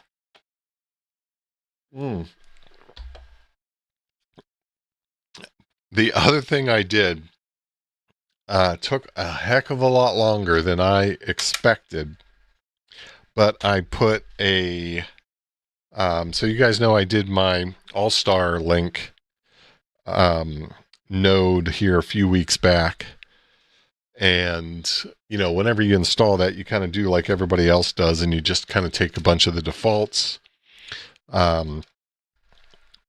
Anytime you try to hit that ASL web page, you always get the, hey, this isn't a secure connection. You have to go to advanced, accept the risk, all the rest of that. I just hate dealing with all that stuff. So I went to the trouble here over the course of the week to set up a Let's Encrypt cert on that, which means you have to have a legit domain associated with that device. And so I set up, here I guess I can bring it over. Let me bring it over here. Do I have my overhead on? Let's see. Yeah, I guess I do. So I've got my little HSR USB device here. I've got my Raspberry Pi. And so this here is going in the truck, right? This setup's going in the truck. So I called this, I gave this a server name of truck.digitalrancher.io. So that's a legit DNS served IP address for this server. And so when I connect to this now, and I also set it up to connect through my hotspot. Seems like that's just a little bit out of, is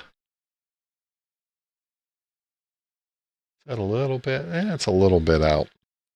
A little grainy tonight for some reason. I'm not sure what's going on there. But I also, so I set this up as the hotspot. And I can probably show this. Let's see. You know what? I better do something real quick, because I was doing a bunch of screwing around. And like I said, it took a lot more work than one might expect.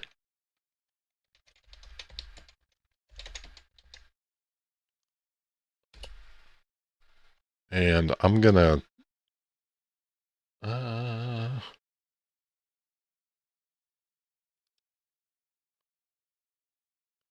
oh, I don't want to do this here. Hold on one second. What I'm gonna do, just so you guys know, right, I had to go kind of back and forth between, I also, so I set this guy up so it would recognize, or I'm sorry, I set this up, the AllStar node, I set it up so it would recognize this Wi-Fi first. And then if this Wi-Fi wasn't available, it would fail over to the house Wi-Fi. And, you know, it's pretty slick. It works pretty well.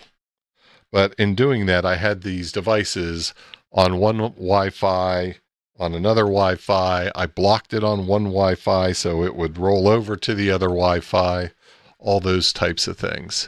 So essentially, what I want to do is just make sure that I don't inadvertently close the stream and have my streaming machine connect to this Inseego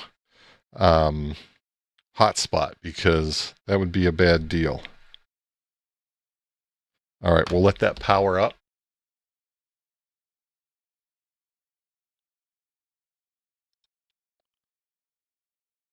So my question for you guys is, do you guys have any interest in seeing how all that stuff is done, right? Is that something you guys would want to do or bother do? Hey, Jody, thanks for hanging out. Appreciate you hanging out tonight, bud.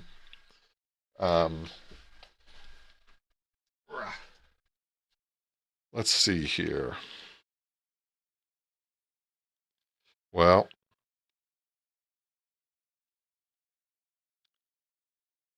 so I got you guys know I've got this tablet here for in the truck as well. And so I've got this thing set up with a legit domain name with a Let's Encrypt cert. So when I connect to it from my tablet, I don't get those annoying nags that says, "Hey, you're not encrypted." So let me just show you what that looks like. That hotspot is still booting up.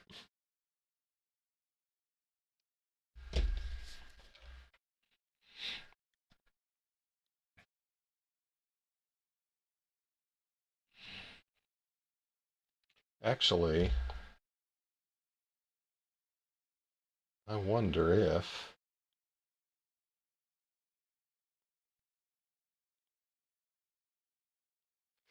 it's probably not going to find it because, yeah, it's not. Because I had to set this thing up to dish out the IP address, the static IP address to this thing. So we'll give this thing a minute here, and then this guy should come up.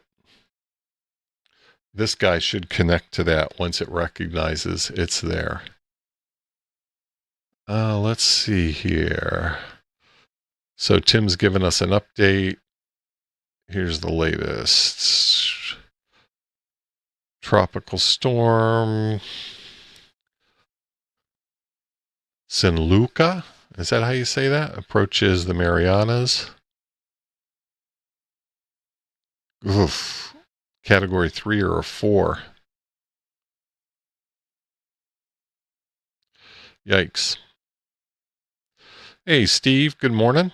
Welcome. Yeah, so this hotspot will allow you to connect to things over Wi-Fi. There's a setting in there. You know, so first of all, this can serve up multiple SSIDs. It can serve up a guest SSID and a, private SSID, if you will. Still hasn't connected to it yet. Maybe what I'll do here is I'll just go ahead and help it along. And you can configure that SSID on whether or not you want to allow, I'm trying to remember how they, it's essentially if you want to allow that cross device connectivity or not. Hey, Kyle, you are, but that's okay. How you doing? Welcome. All right, so I'm going to go in here and I'm going to fail that guy over real quick. So I'm going into my home router here.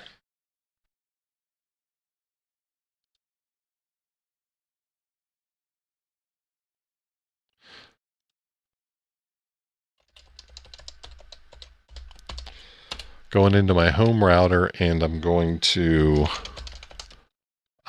block this Raspberry Pi from connecting to the Wi-Fi.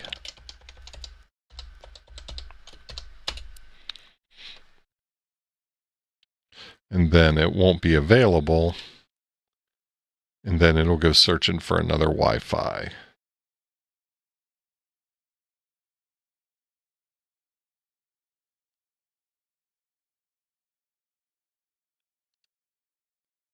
There it is.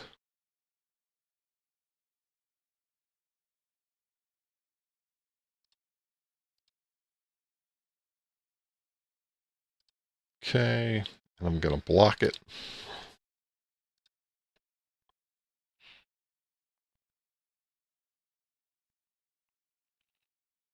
Okay, we'll give it a chance. It should connect then. I'm going to go ahead and connect this tablet.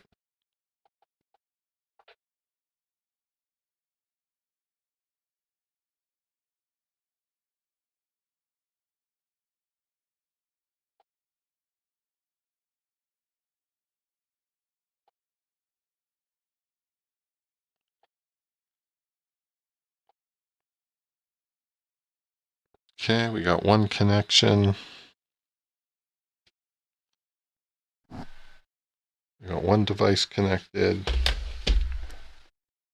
Let's see, which one connected? It's still getting registered. Can I make the guest SSID anything? You can, Chris. You can also hide it. You can make it hidden, right? So it's got some pretty good features to it. Let's see. I got an archive VPN address for my mobile AllStar node. Registering it was kind of hard, but getting the VPN set up was a breeze. An archive VPN. Is that your 44 net VPN? Is that what you're talking about?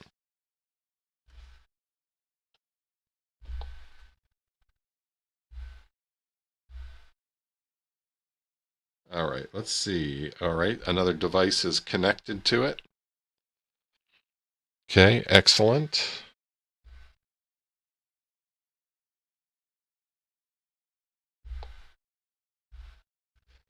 All right. So now I should be able to go to my shortcut. And here, if you guys can see, right, it's going to truck.digitalrancher.io. It didn't tell me that it's not a secure connection because I've got a secure connection verified by Let's Encrypt.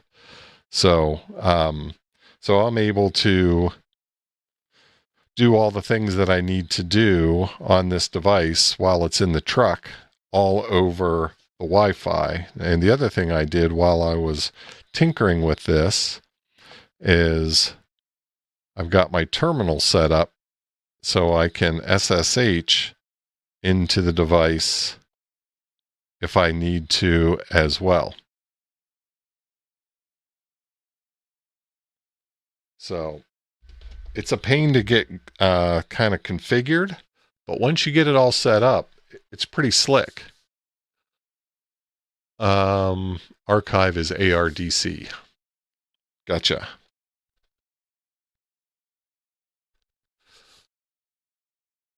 Yeah, I'm glad you were able to get that set up.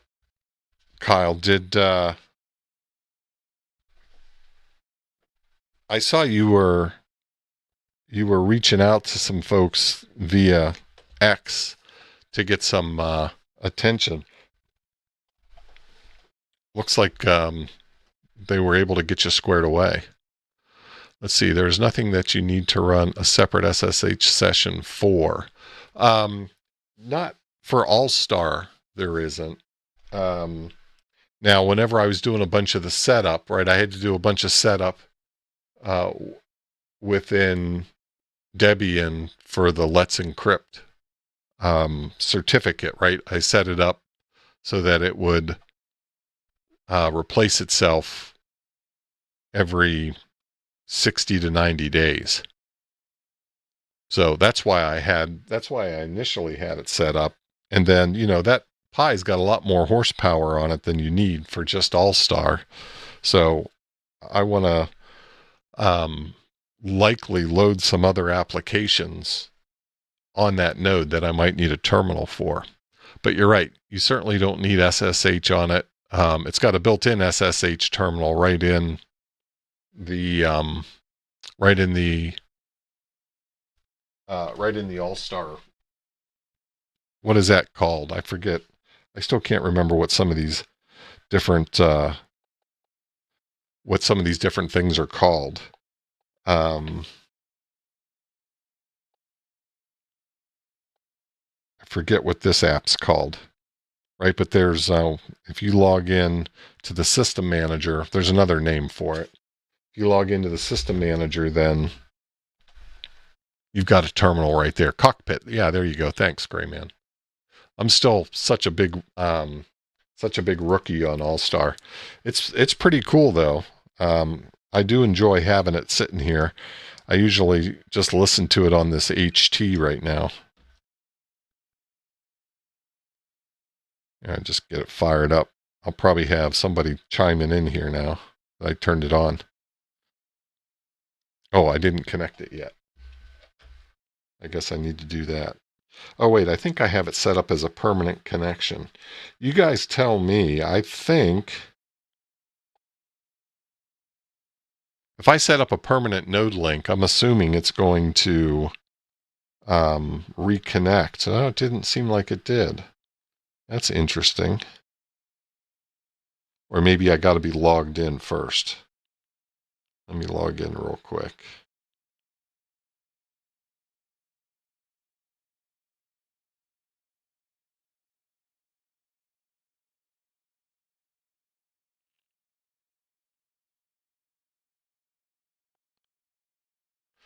Okay, if I log in, I would think, no, it doesn't look like it's, I thought I set that up as a permanent connection. Maybe I turned it off. What's Jason's 4132? Is that it? No, that's not enough numbers. I don't even have his memorized yet. 41313, blah, what is it? 43136. 43136.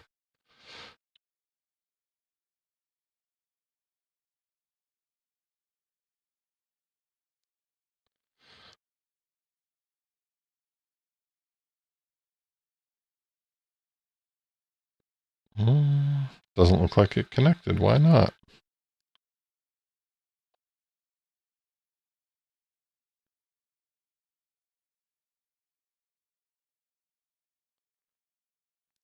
Command was a success. Don't tell me I'm having some sort of funky problem here now.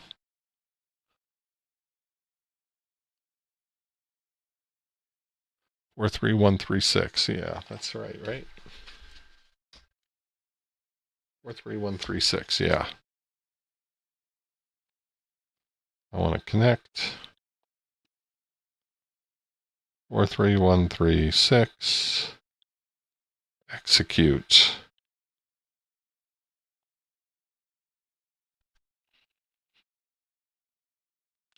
Well, what the heck? Oh, wait a minute. No, I'm still connected, so that looks good.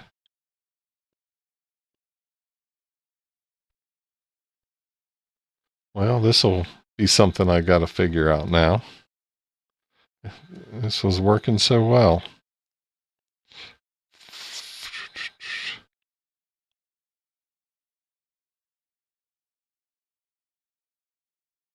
Yeah, I don't know. I'll have to figure that out now. It's always something.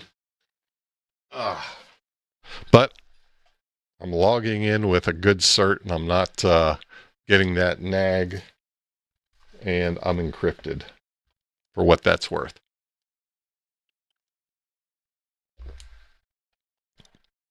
But if you guys are interested in setting up one of those Let's Encrypt certs, I wonder if Jason's, let me try connecting to a different node. I wonder if Jason's node's not connectable right now. Let's see. 41087 is Sean's. 41087.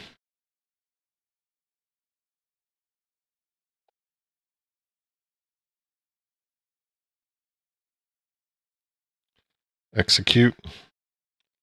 Close. Nothing.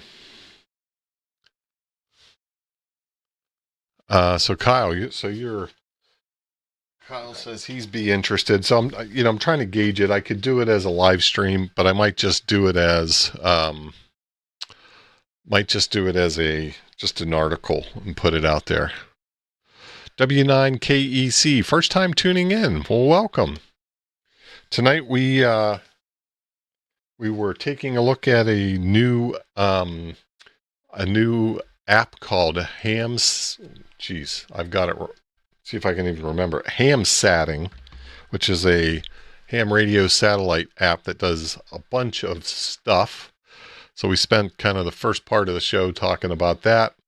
I was just updating folks on getting a certificate on my AllStar link node.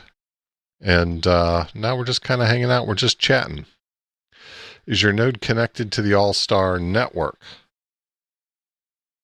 Well, what's that mean, Tim? So I thought, right, this is my basic understanding. I thought once I connected, or I thought once I got my system up and running, all I needed to do was connect to somebody. But let's see.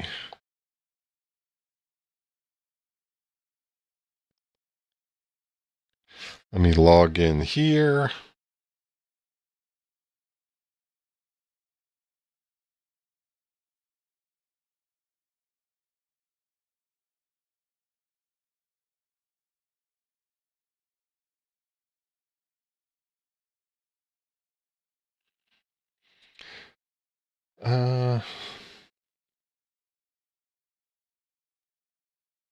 Okay, Tim, how would I know if I'm connected? Maybe you reboot the node. It might be hanging in a weird state. Your node needs to be connected to the AllStar network in order for it to connect to others. Is there a way for me to see if I'm connected to the network? That would seem like a pretty basic thing. Looks like there's some software updates out there, maybe.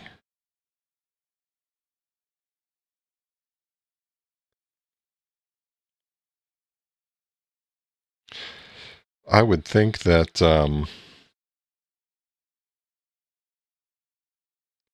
that would be something that I would see on this primary dashboard. I can restart it though. What's my node number? My node number is 696510.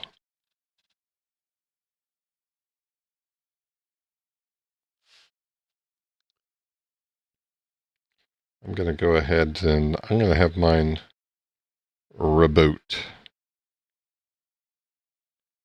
Do it now. Do it now. Give it a chance to reboot.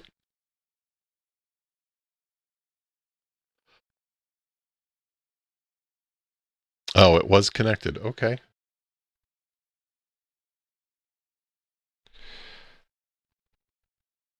As soon as I see it connect to Wi-Fi here, I'll try to connect to it again. Get to the chopper. All right. Okay, that's connected. I heard that thing making some noise. I'm just going to go here back to this. Let's reload. Gonna make me log in again.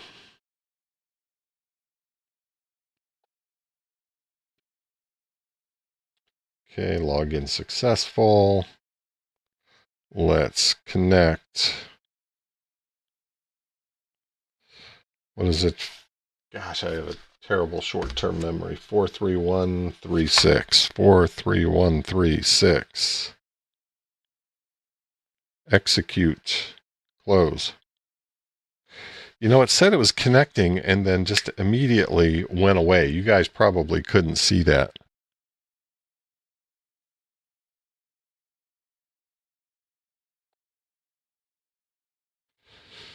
Four, three, one, three, 6. And when I hit execute, it'll just briefly show that it's doing something. Oh, it said it was connecting and then boom. So I don't know what that means. Is that clear node? Is that clear node? I'm not sure what that question is.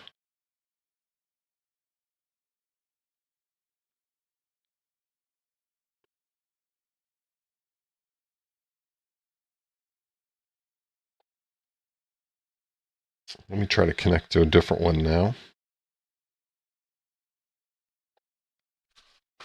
Somebody else had thrown out. Let me see. Is that a clear node in the node? This guy, this is the node. Yeah. Yeah, it's hotspot. That's a hotspot radio USB. All right, let's see here.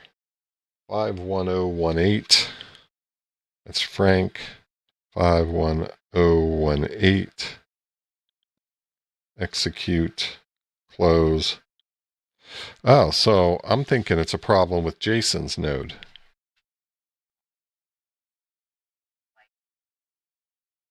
My son, who's 23, he'll be graduating from college after 5 years.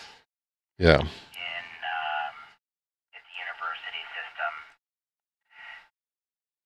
It's pretty conscious. So I disconnected from that one. Node 510118 disconnected. 43136, right? So I don't think I'm having a problem. It might be Jason. Or maybe Jason blocked me. Maybe he said no AllStar for you. All right, let's see. Node 43136 connection failed. Yeah. Grayman, are you connected to Jason right now? Who's the carrier on my hotspot?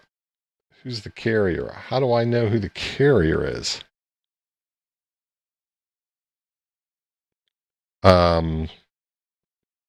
It'd be T-Mobile. Connect to your node. Okay, Kyle. You gonna give me your node thing, or you gonna? Is it private or not private?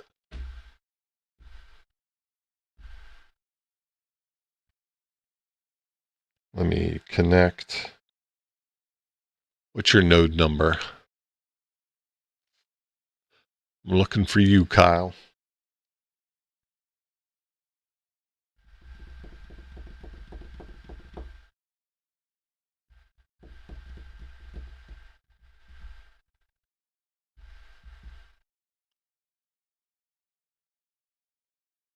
Okay, what's your number then? I don't know what your number is, Kyle.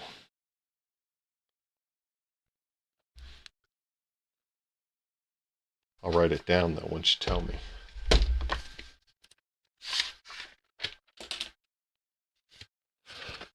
$48370.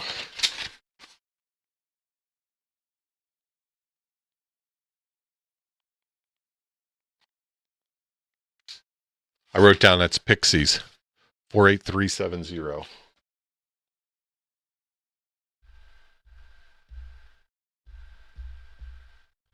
All right, let's see. Whoop. Let's see if I get connected to Kyle. Daggone it. It's like, of course. Execute. Says it's connecting, says it's connecting, says it's connecting. But it didn't connect. 49458. Okay.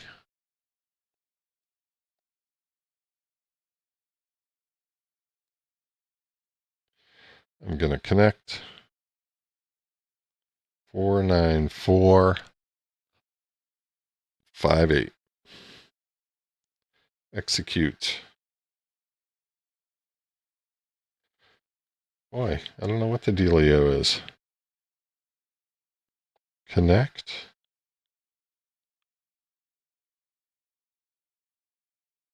Four 49458.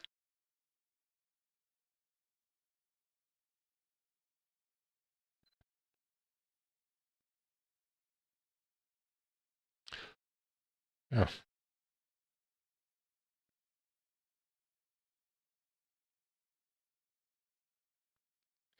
That's really frustrating.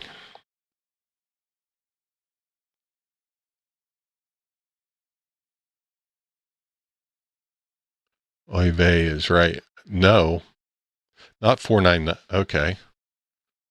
48370. Should I try that? 48370. Okay.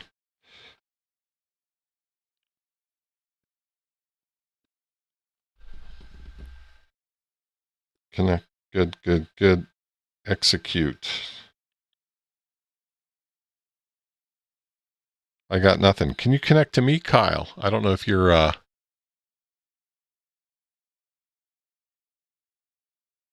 a point where you're able to try that or not. I am 696510.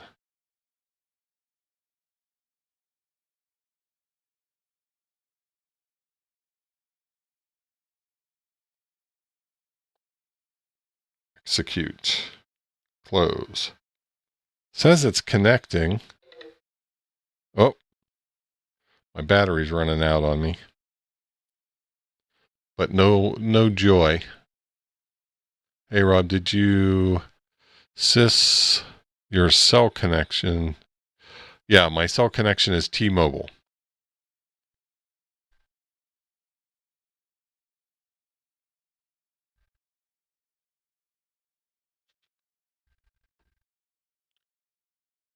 Of course you can't see that, but yeah, it's T-Mobile.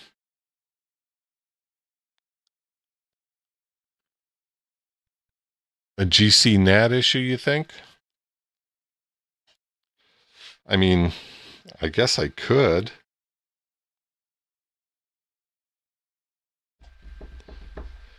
But it's weird that I'm able to connect. Right, I can connect to that Frank one. Certainly for the 20-something. With no problem at all. 30-somethings just barely escaped that. Maybe got caught into it later life, but 20-something, that's it. I can think of that on the phone and Twitter and... Node 51018 disconnected. And I was connected to it.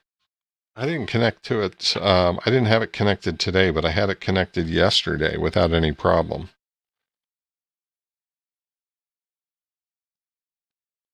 For whatever that's worth.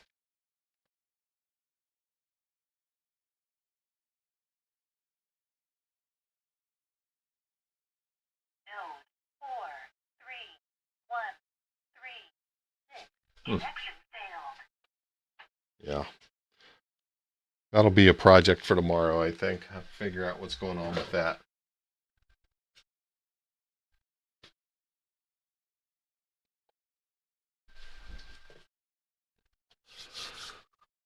Let's see. You have, oh, I see. So you were having the same issue with T-Mobile. Yeah, that's crazy. I mean, when I first set it up, I had it connected to Jason for like 4 days straight. That's interesting. Well, I guess the good news is I've already got a 44 net connect, 44 connect, whatever it is. So I ought to be able to set that up. Boy, it's really weird though.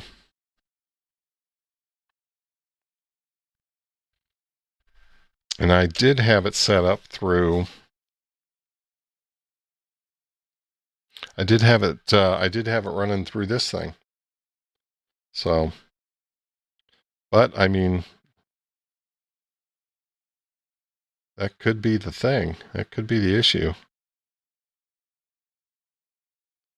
All right, I'm going to shut that guy back down. I'm going to go back into my router and yeah, that'll be okay.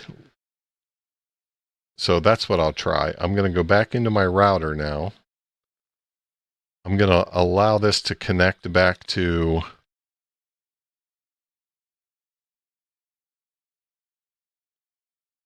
let's see. I'm going to unblock it so it can connect to the network again.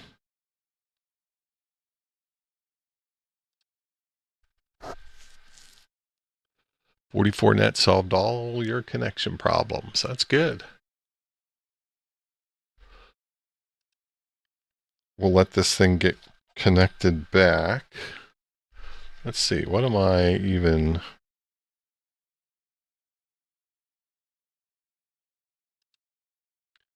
Let me go back to...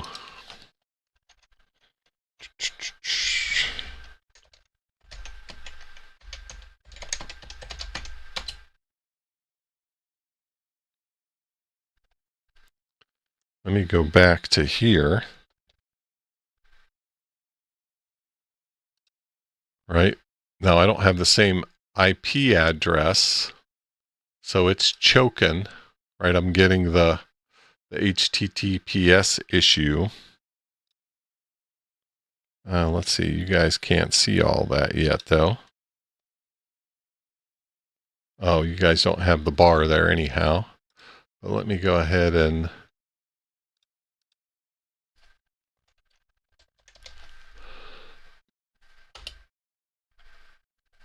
That's not right either.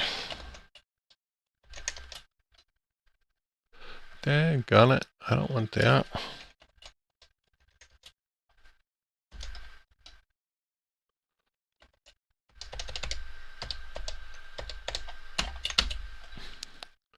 We'll see. We'll see if I can connect.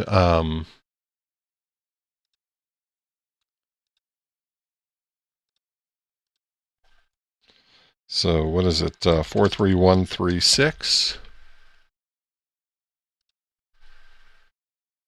Yeah, look at that, Kyle. Connected on the first try. You're on to something, buddy. That's so weird. It worked yesterday, but didn't work today. So I guess I'll be setting up VPN tomorrow.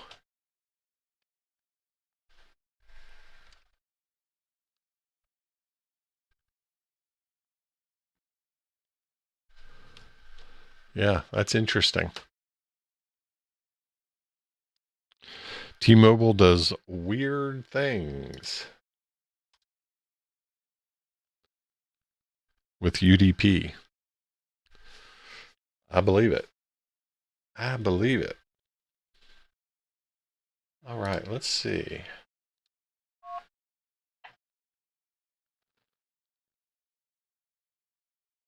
Yeah, I'll have to get on that, Kyle. Oh,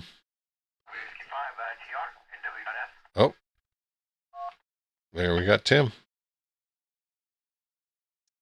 Hey, Tim, coming in loud and clear. Roger. Hey, it's IAX registrations that are having issues with T-Mobile. It's a sporadic thing depending on what tower you connect to and what their network. Gotcha. Well, it sounds like the safe thing is to set up a VPN. So that'll be tomorrow's project after I mow the grass.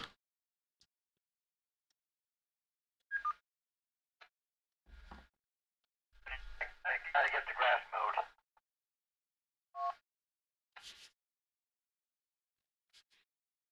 Yeah, we had some rain a few days ago, and then we're going to have a bunch of rain on Sunday. So it's going to be a jungle out there. So I got to get that taken care of. But yeah, thanks for the info, and thanks for verifying it's working. Appreciate it, Tim. W5ITR. Rob,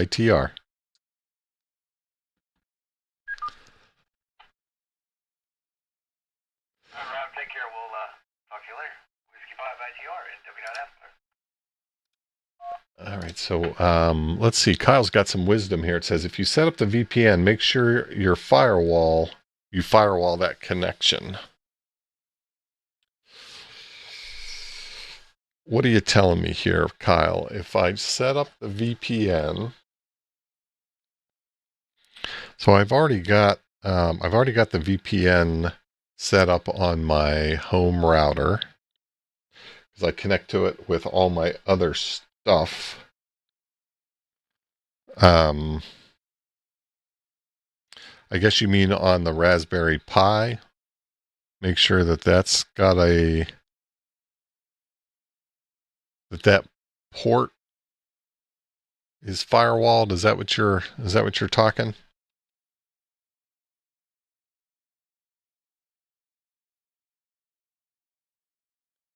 Lowell, Indiana in the house. Welcome, Randall. Thanks for stopping in. Let's see if I've got any other Kyle, I may hit you up tomorrow when I get into it. I don't know if you're around tomorrow, if you got anything cooking, but I might reach out to you if I run into an issue. But yeah, I mean, I had no problem at all connecting here. And that's so weird that I could connect to some nodes and not others. That's just funky. Funky. Let's see. I think we covered everything. Oh, I know what. I don't know if I stole. Let me check and see if I've got that handy. I know that seems like ages ago. But Tim had sent me over his Discord link.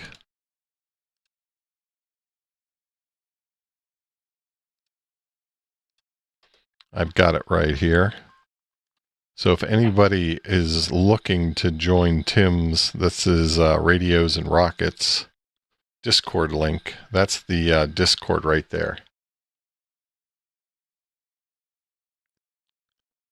Oh, Missouri QSO party. Oh yeah, nice. I saw your tweet, Kyle, that you've got some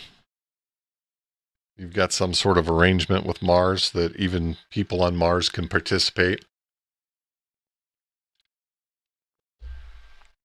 Very timely.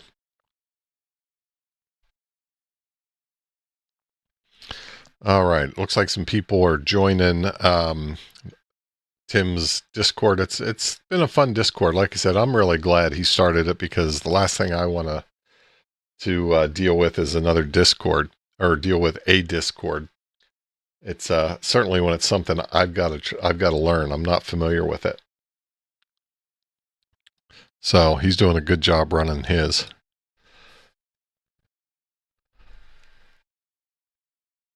Yeah, how many please copies? Yeah, the please copy counter going tomorrow, Kyle.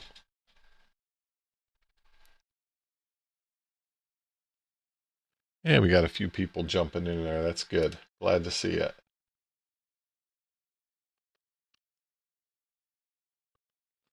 Yeah, it has been fun. And it, like I said, it was great, to have a virtual watch party for the Artemis 2 launch and splashdown. So that was a lot of fun.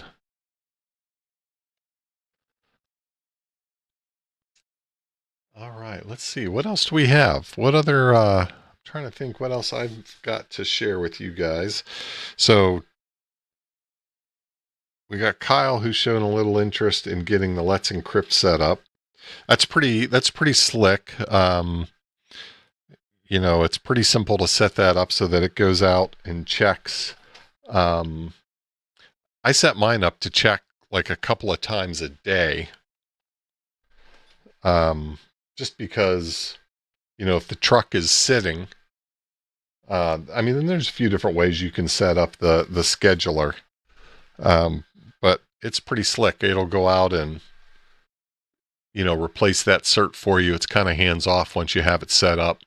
And it's got a dry run feature that lets you check and verify that you got it all configured right. Ah, there you go, Tim. Tim mentioned something there, and let's see if we can find this here. The Yuri Gagarin Contest.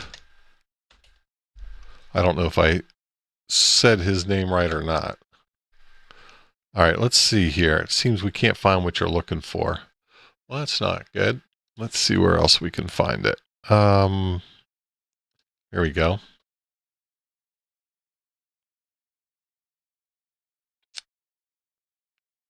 So let's see what this contest is all about. International DX Contest, April 11th, 1200 Zulu to April 12th, 11:59.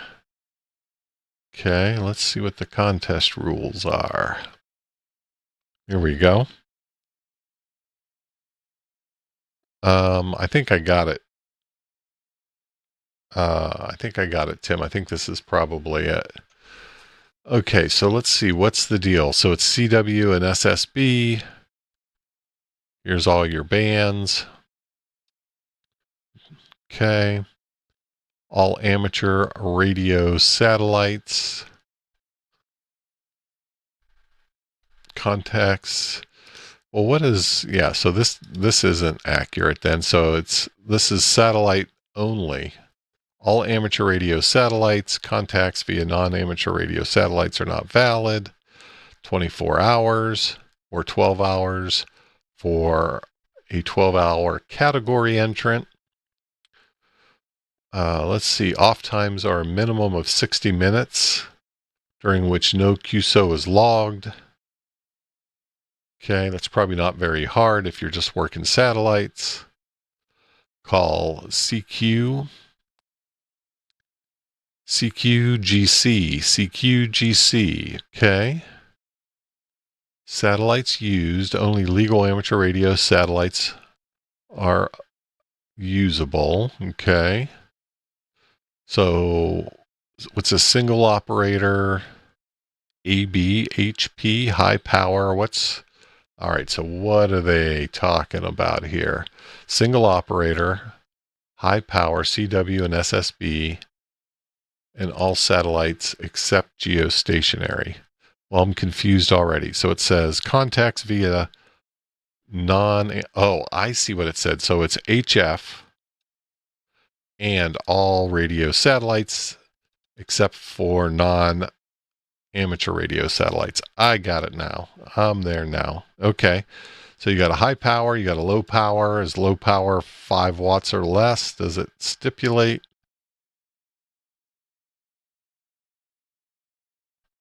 I didn't see it.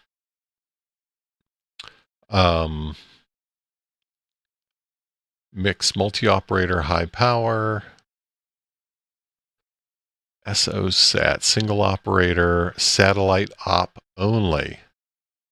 So that's interesting. CW and SSB except geostationary. Okay. I mean, that sounds like the fun one. SOSAT GS mix, single operator, geostationary only. Okay. Well, that leaves us out. Let's see. Special multiplier station, shortwave listeners. No satellites used, group 2. Okay. Oh, that's interesting. Okay. So then you can also just do the DX contest with all these crazy different categories. Lordy, you think there's enough categories? How many categories do we have? 1, 2, 3, 4, 5, 6,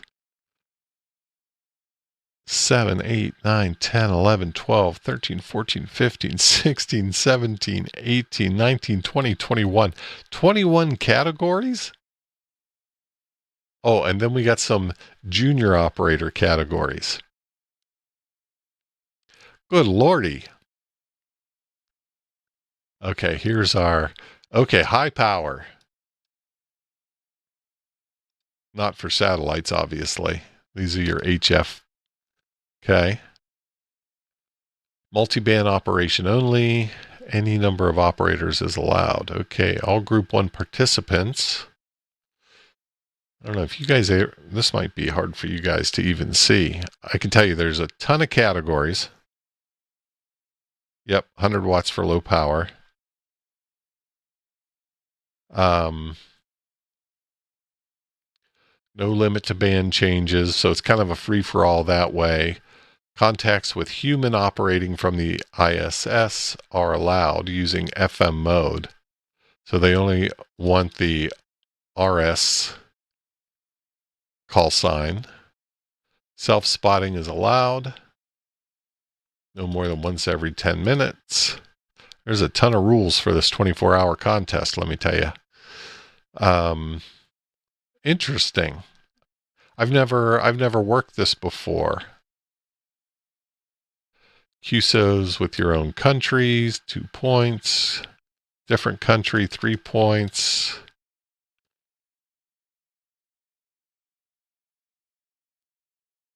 So we're kind of at a disadvantage to some extent on the satellite front. I mean, I can hit Mexico all day here if I've got a southern pass, but I'm not gonna get anything other than I might get some South America, North America, South America. That's all I'm gonna get on satellite from where I'm at.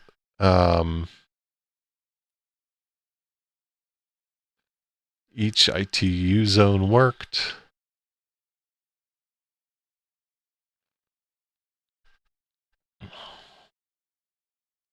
Yeah, this is quite the contest. There's a lot going on for a 24-hour contest.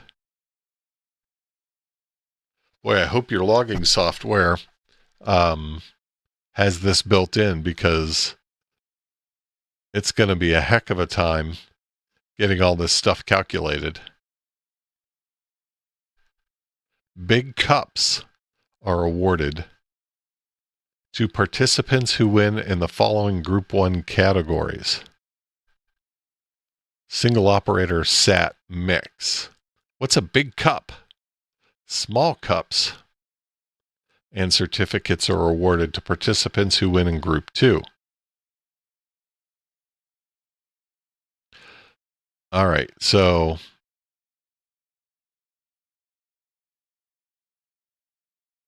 what is this big cup? Lordy, lordy. There's a lot going on in this thing. Okay.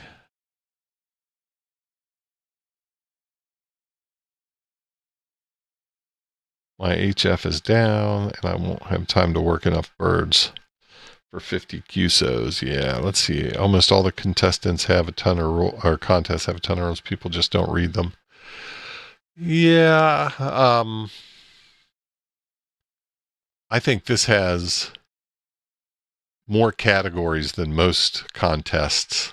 At least, well, I don't do a lot of voice contesting, right? The contests I do are usually RTTY contests, and I haven't done one for a while. I really need to get back to doing that. But this is a ton of categories. So are these are the multipliers here, huh? These are the special stations. Oh, that's pretty cool. It's cool that all these stations are on the air. That's very cool, actually.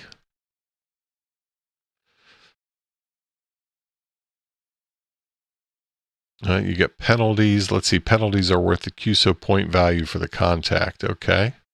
It's fair.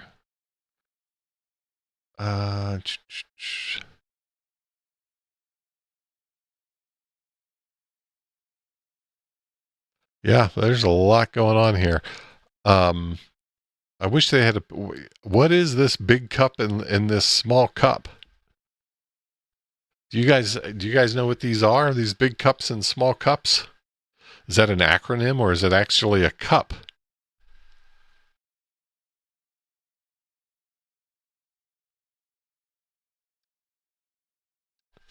Tim's got no idea. Let's see. Let's see. Let's see if we can find a picture of a cup.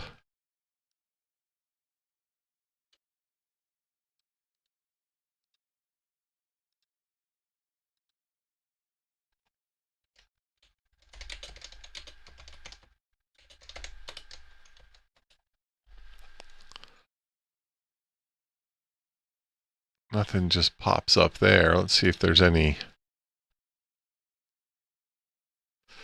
Wait, are these the cups? Are you kidding me? No, these can't be the cups.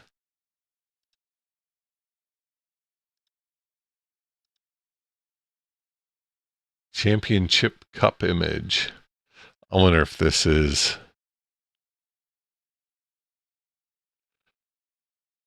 So this looks like it's got multiple. This is kind of like the Stanley Cup. You get a poker chip engraved and stuck to the cup. This can't be it, right? I mean, this would be crazy cool if it is. but that can't be it. Let's see.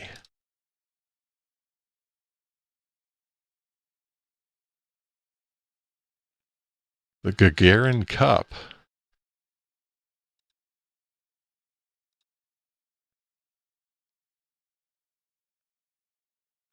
Oh, this is their ice hockey. Okay. So it just happens to also be the name of their Stanley Cup. Or maybe they actually just put the what? So I wonder if they do like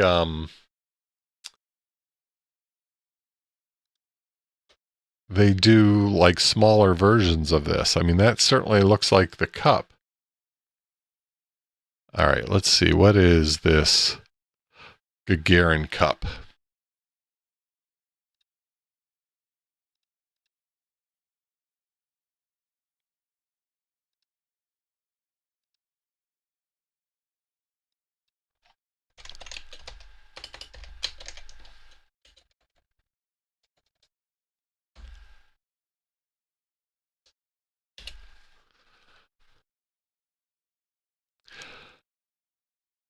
All right, so the Gagarin Cup is a trophy awarded to the winner of the Continental Hockey League.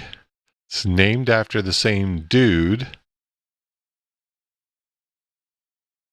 So what's the Gagarin Cup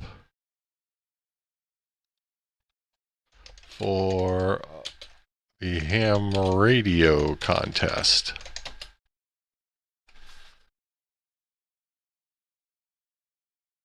Okay, organized by a bunch of organizations operating. Participants can earn points based on their performance with special awards for top scoring stations, but you're not going to tell me what it is. Huh. I'm wondering if they do like a copy of the cup. Let's see what Dark says about it. See if they have anything extra here.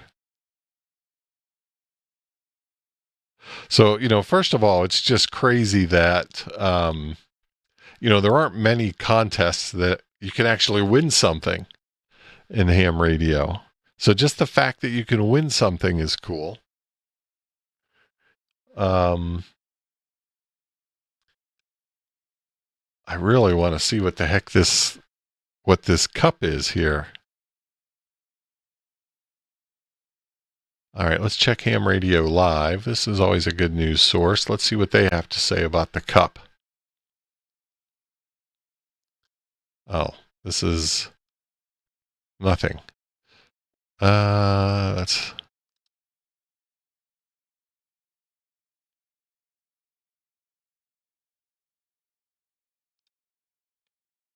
I cringe going to QRZ, but we'll look. Let's see.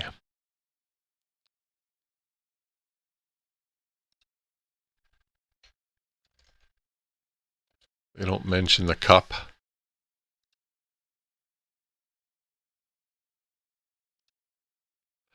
I don't know. It's kind of feeling like maybe you get a little copy of the cup.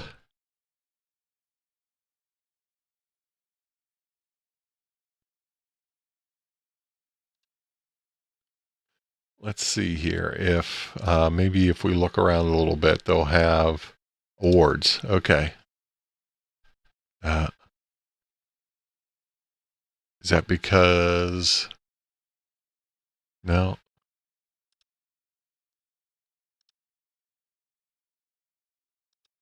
So are these results from prior years? Yep, that's what I was thinking we might see. All right, now this is interesting. Let's see. Are there any stations other than Russian stations that have won any of these? Yeah, it looks like there's maybe a small handful.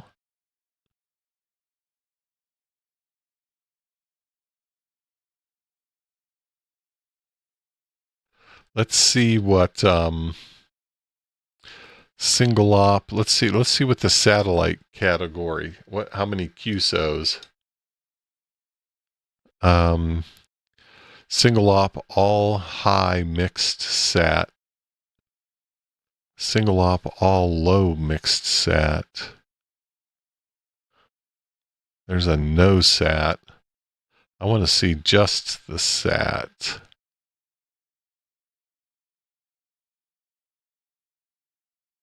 No sat. No sat.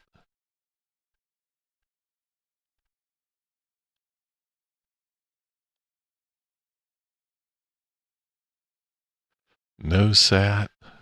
No sat. 12 hours, no sat.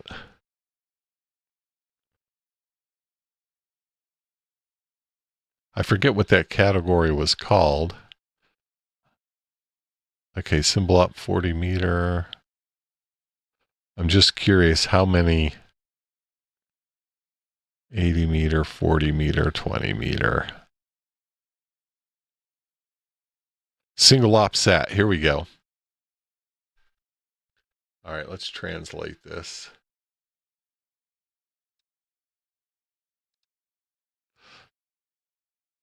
Okay, single op sat. 181 QSOs.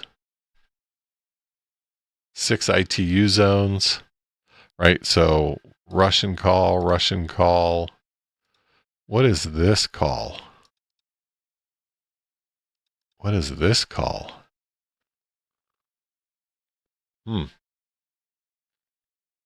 Tim, you don't think there's a cup?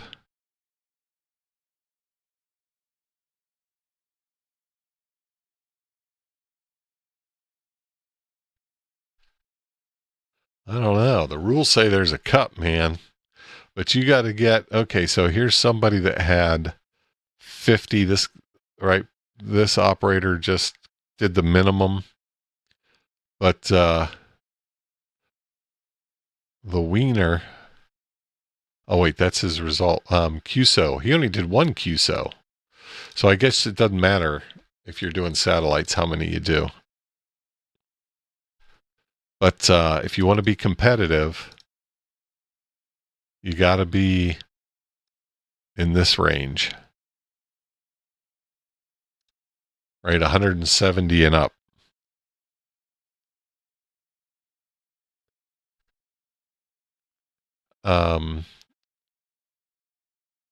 So here's the stationary. Gosh, look, the geostationary, they only made 50. I guess this makes sense. Oh, yeah, there's probably, look, everybody probably made contact with everybody else. It just, you know, this comes down to a geography issue by the looks of things.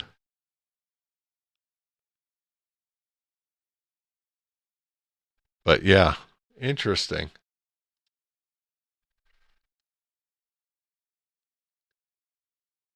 I would, well, let's see. Let's check the news. You would think there would be some pictures if there was a cup. I'm fixated on the cup here.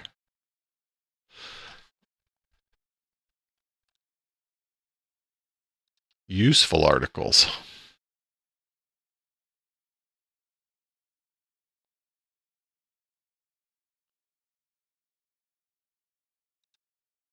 Regulation.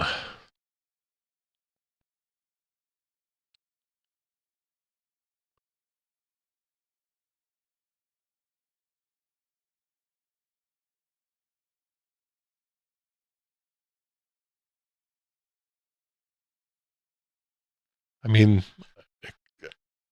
is it? I wonder if it's like a plaque with a cup on it, something like that.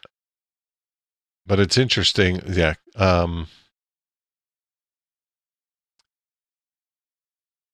Large cups and diplomas are awarded to the winners of Group 1. Small cups and diplomas, I don't know. Could be a translation issue, but that looks like it says cups. Ah, well. All right. What do we got here? Midnight. We made it to midnight. That's probably a good place to shut her down. Let's see. Got a little bit of say hello to some friends here on Mesh Tastic. I see Robert out there. Hey, Robert.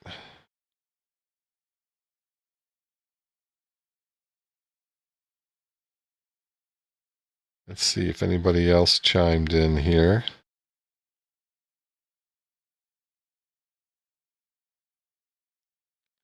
I think that was it. All right, gang. Well, don't forget if you want to get your Heil shirt for Hamvention, you've got to the end of the month to get that in. That's this guy here. All right, this is your eyeball QSO shirt where you can have somebody. I wonder if this is heavy, right? Or is, the permanent marker going to bleed through, and that could be interesting. So you got that shirt option. You got your field day shirt. Like I said, I'll probably pick one of these up at Hamvention, so I don't have to pay the shipping and all the rest of that stuff. Yeah, I think that's probably it. Again, if you guys are watching and you've not signed up for the community list, I'll hit that one more time. Head out to bitsy/CL, fill out this little form. Just take your name, your email address, your call sign if you've got one. Tell me the things you're interested in, and you will get signed up for the community list. I'll send out an occasional newsletter, get you in any channel drawings. So that's your ticket to free stuff, or a chance for free stuff. And yeah, I think that's probably it. We'll leave her right there. I want to thank everybody for hanging out tonight. Still have 25 of you out there, so congratulations for hanging around. Thanks for sticking around. If you guys have some ideas for show topics or something that you're interested in, you can always send me an email at digitalrancher@fenet.io. I'll put that in the chat.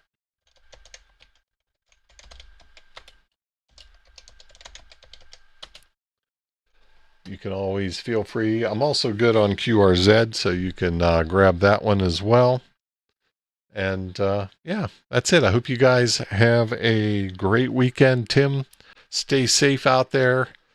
Keep us updated. Let us know you're all right. And yeah, we'll see you guys next week. Have a great week. Thanks all. 7-3.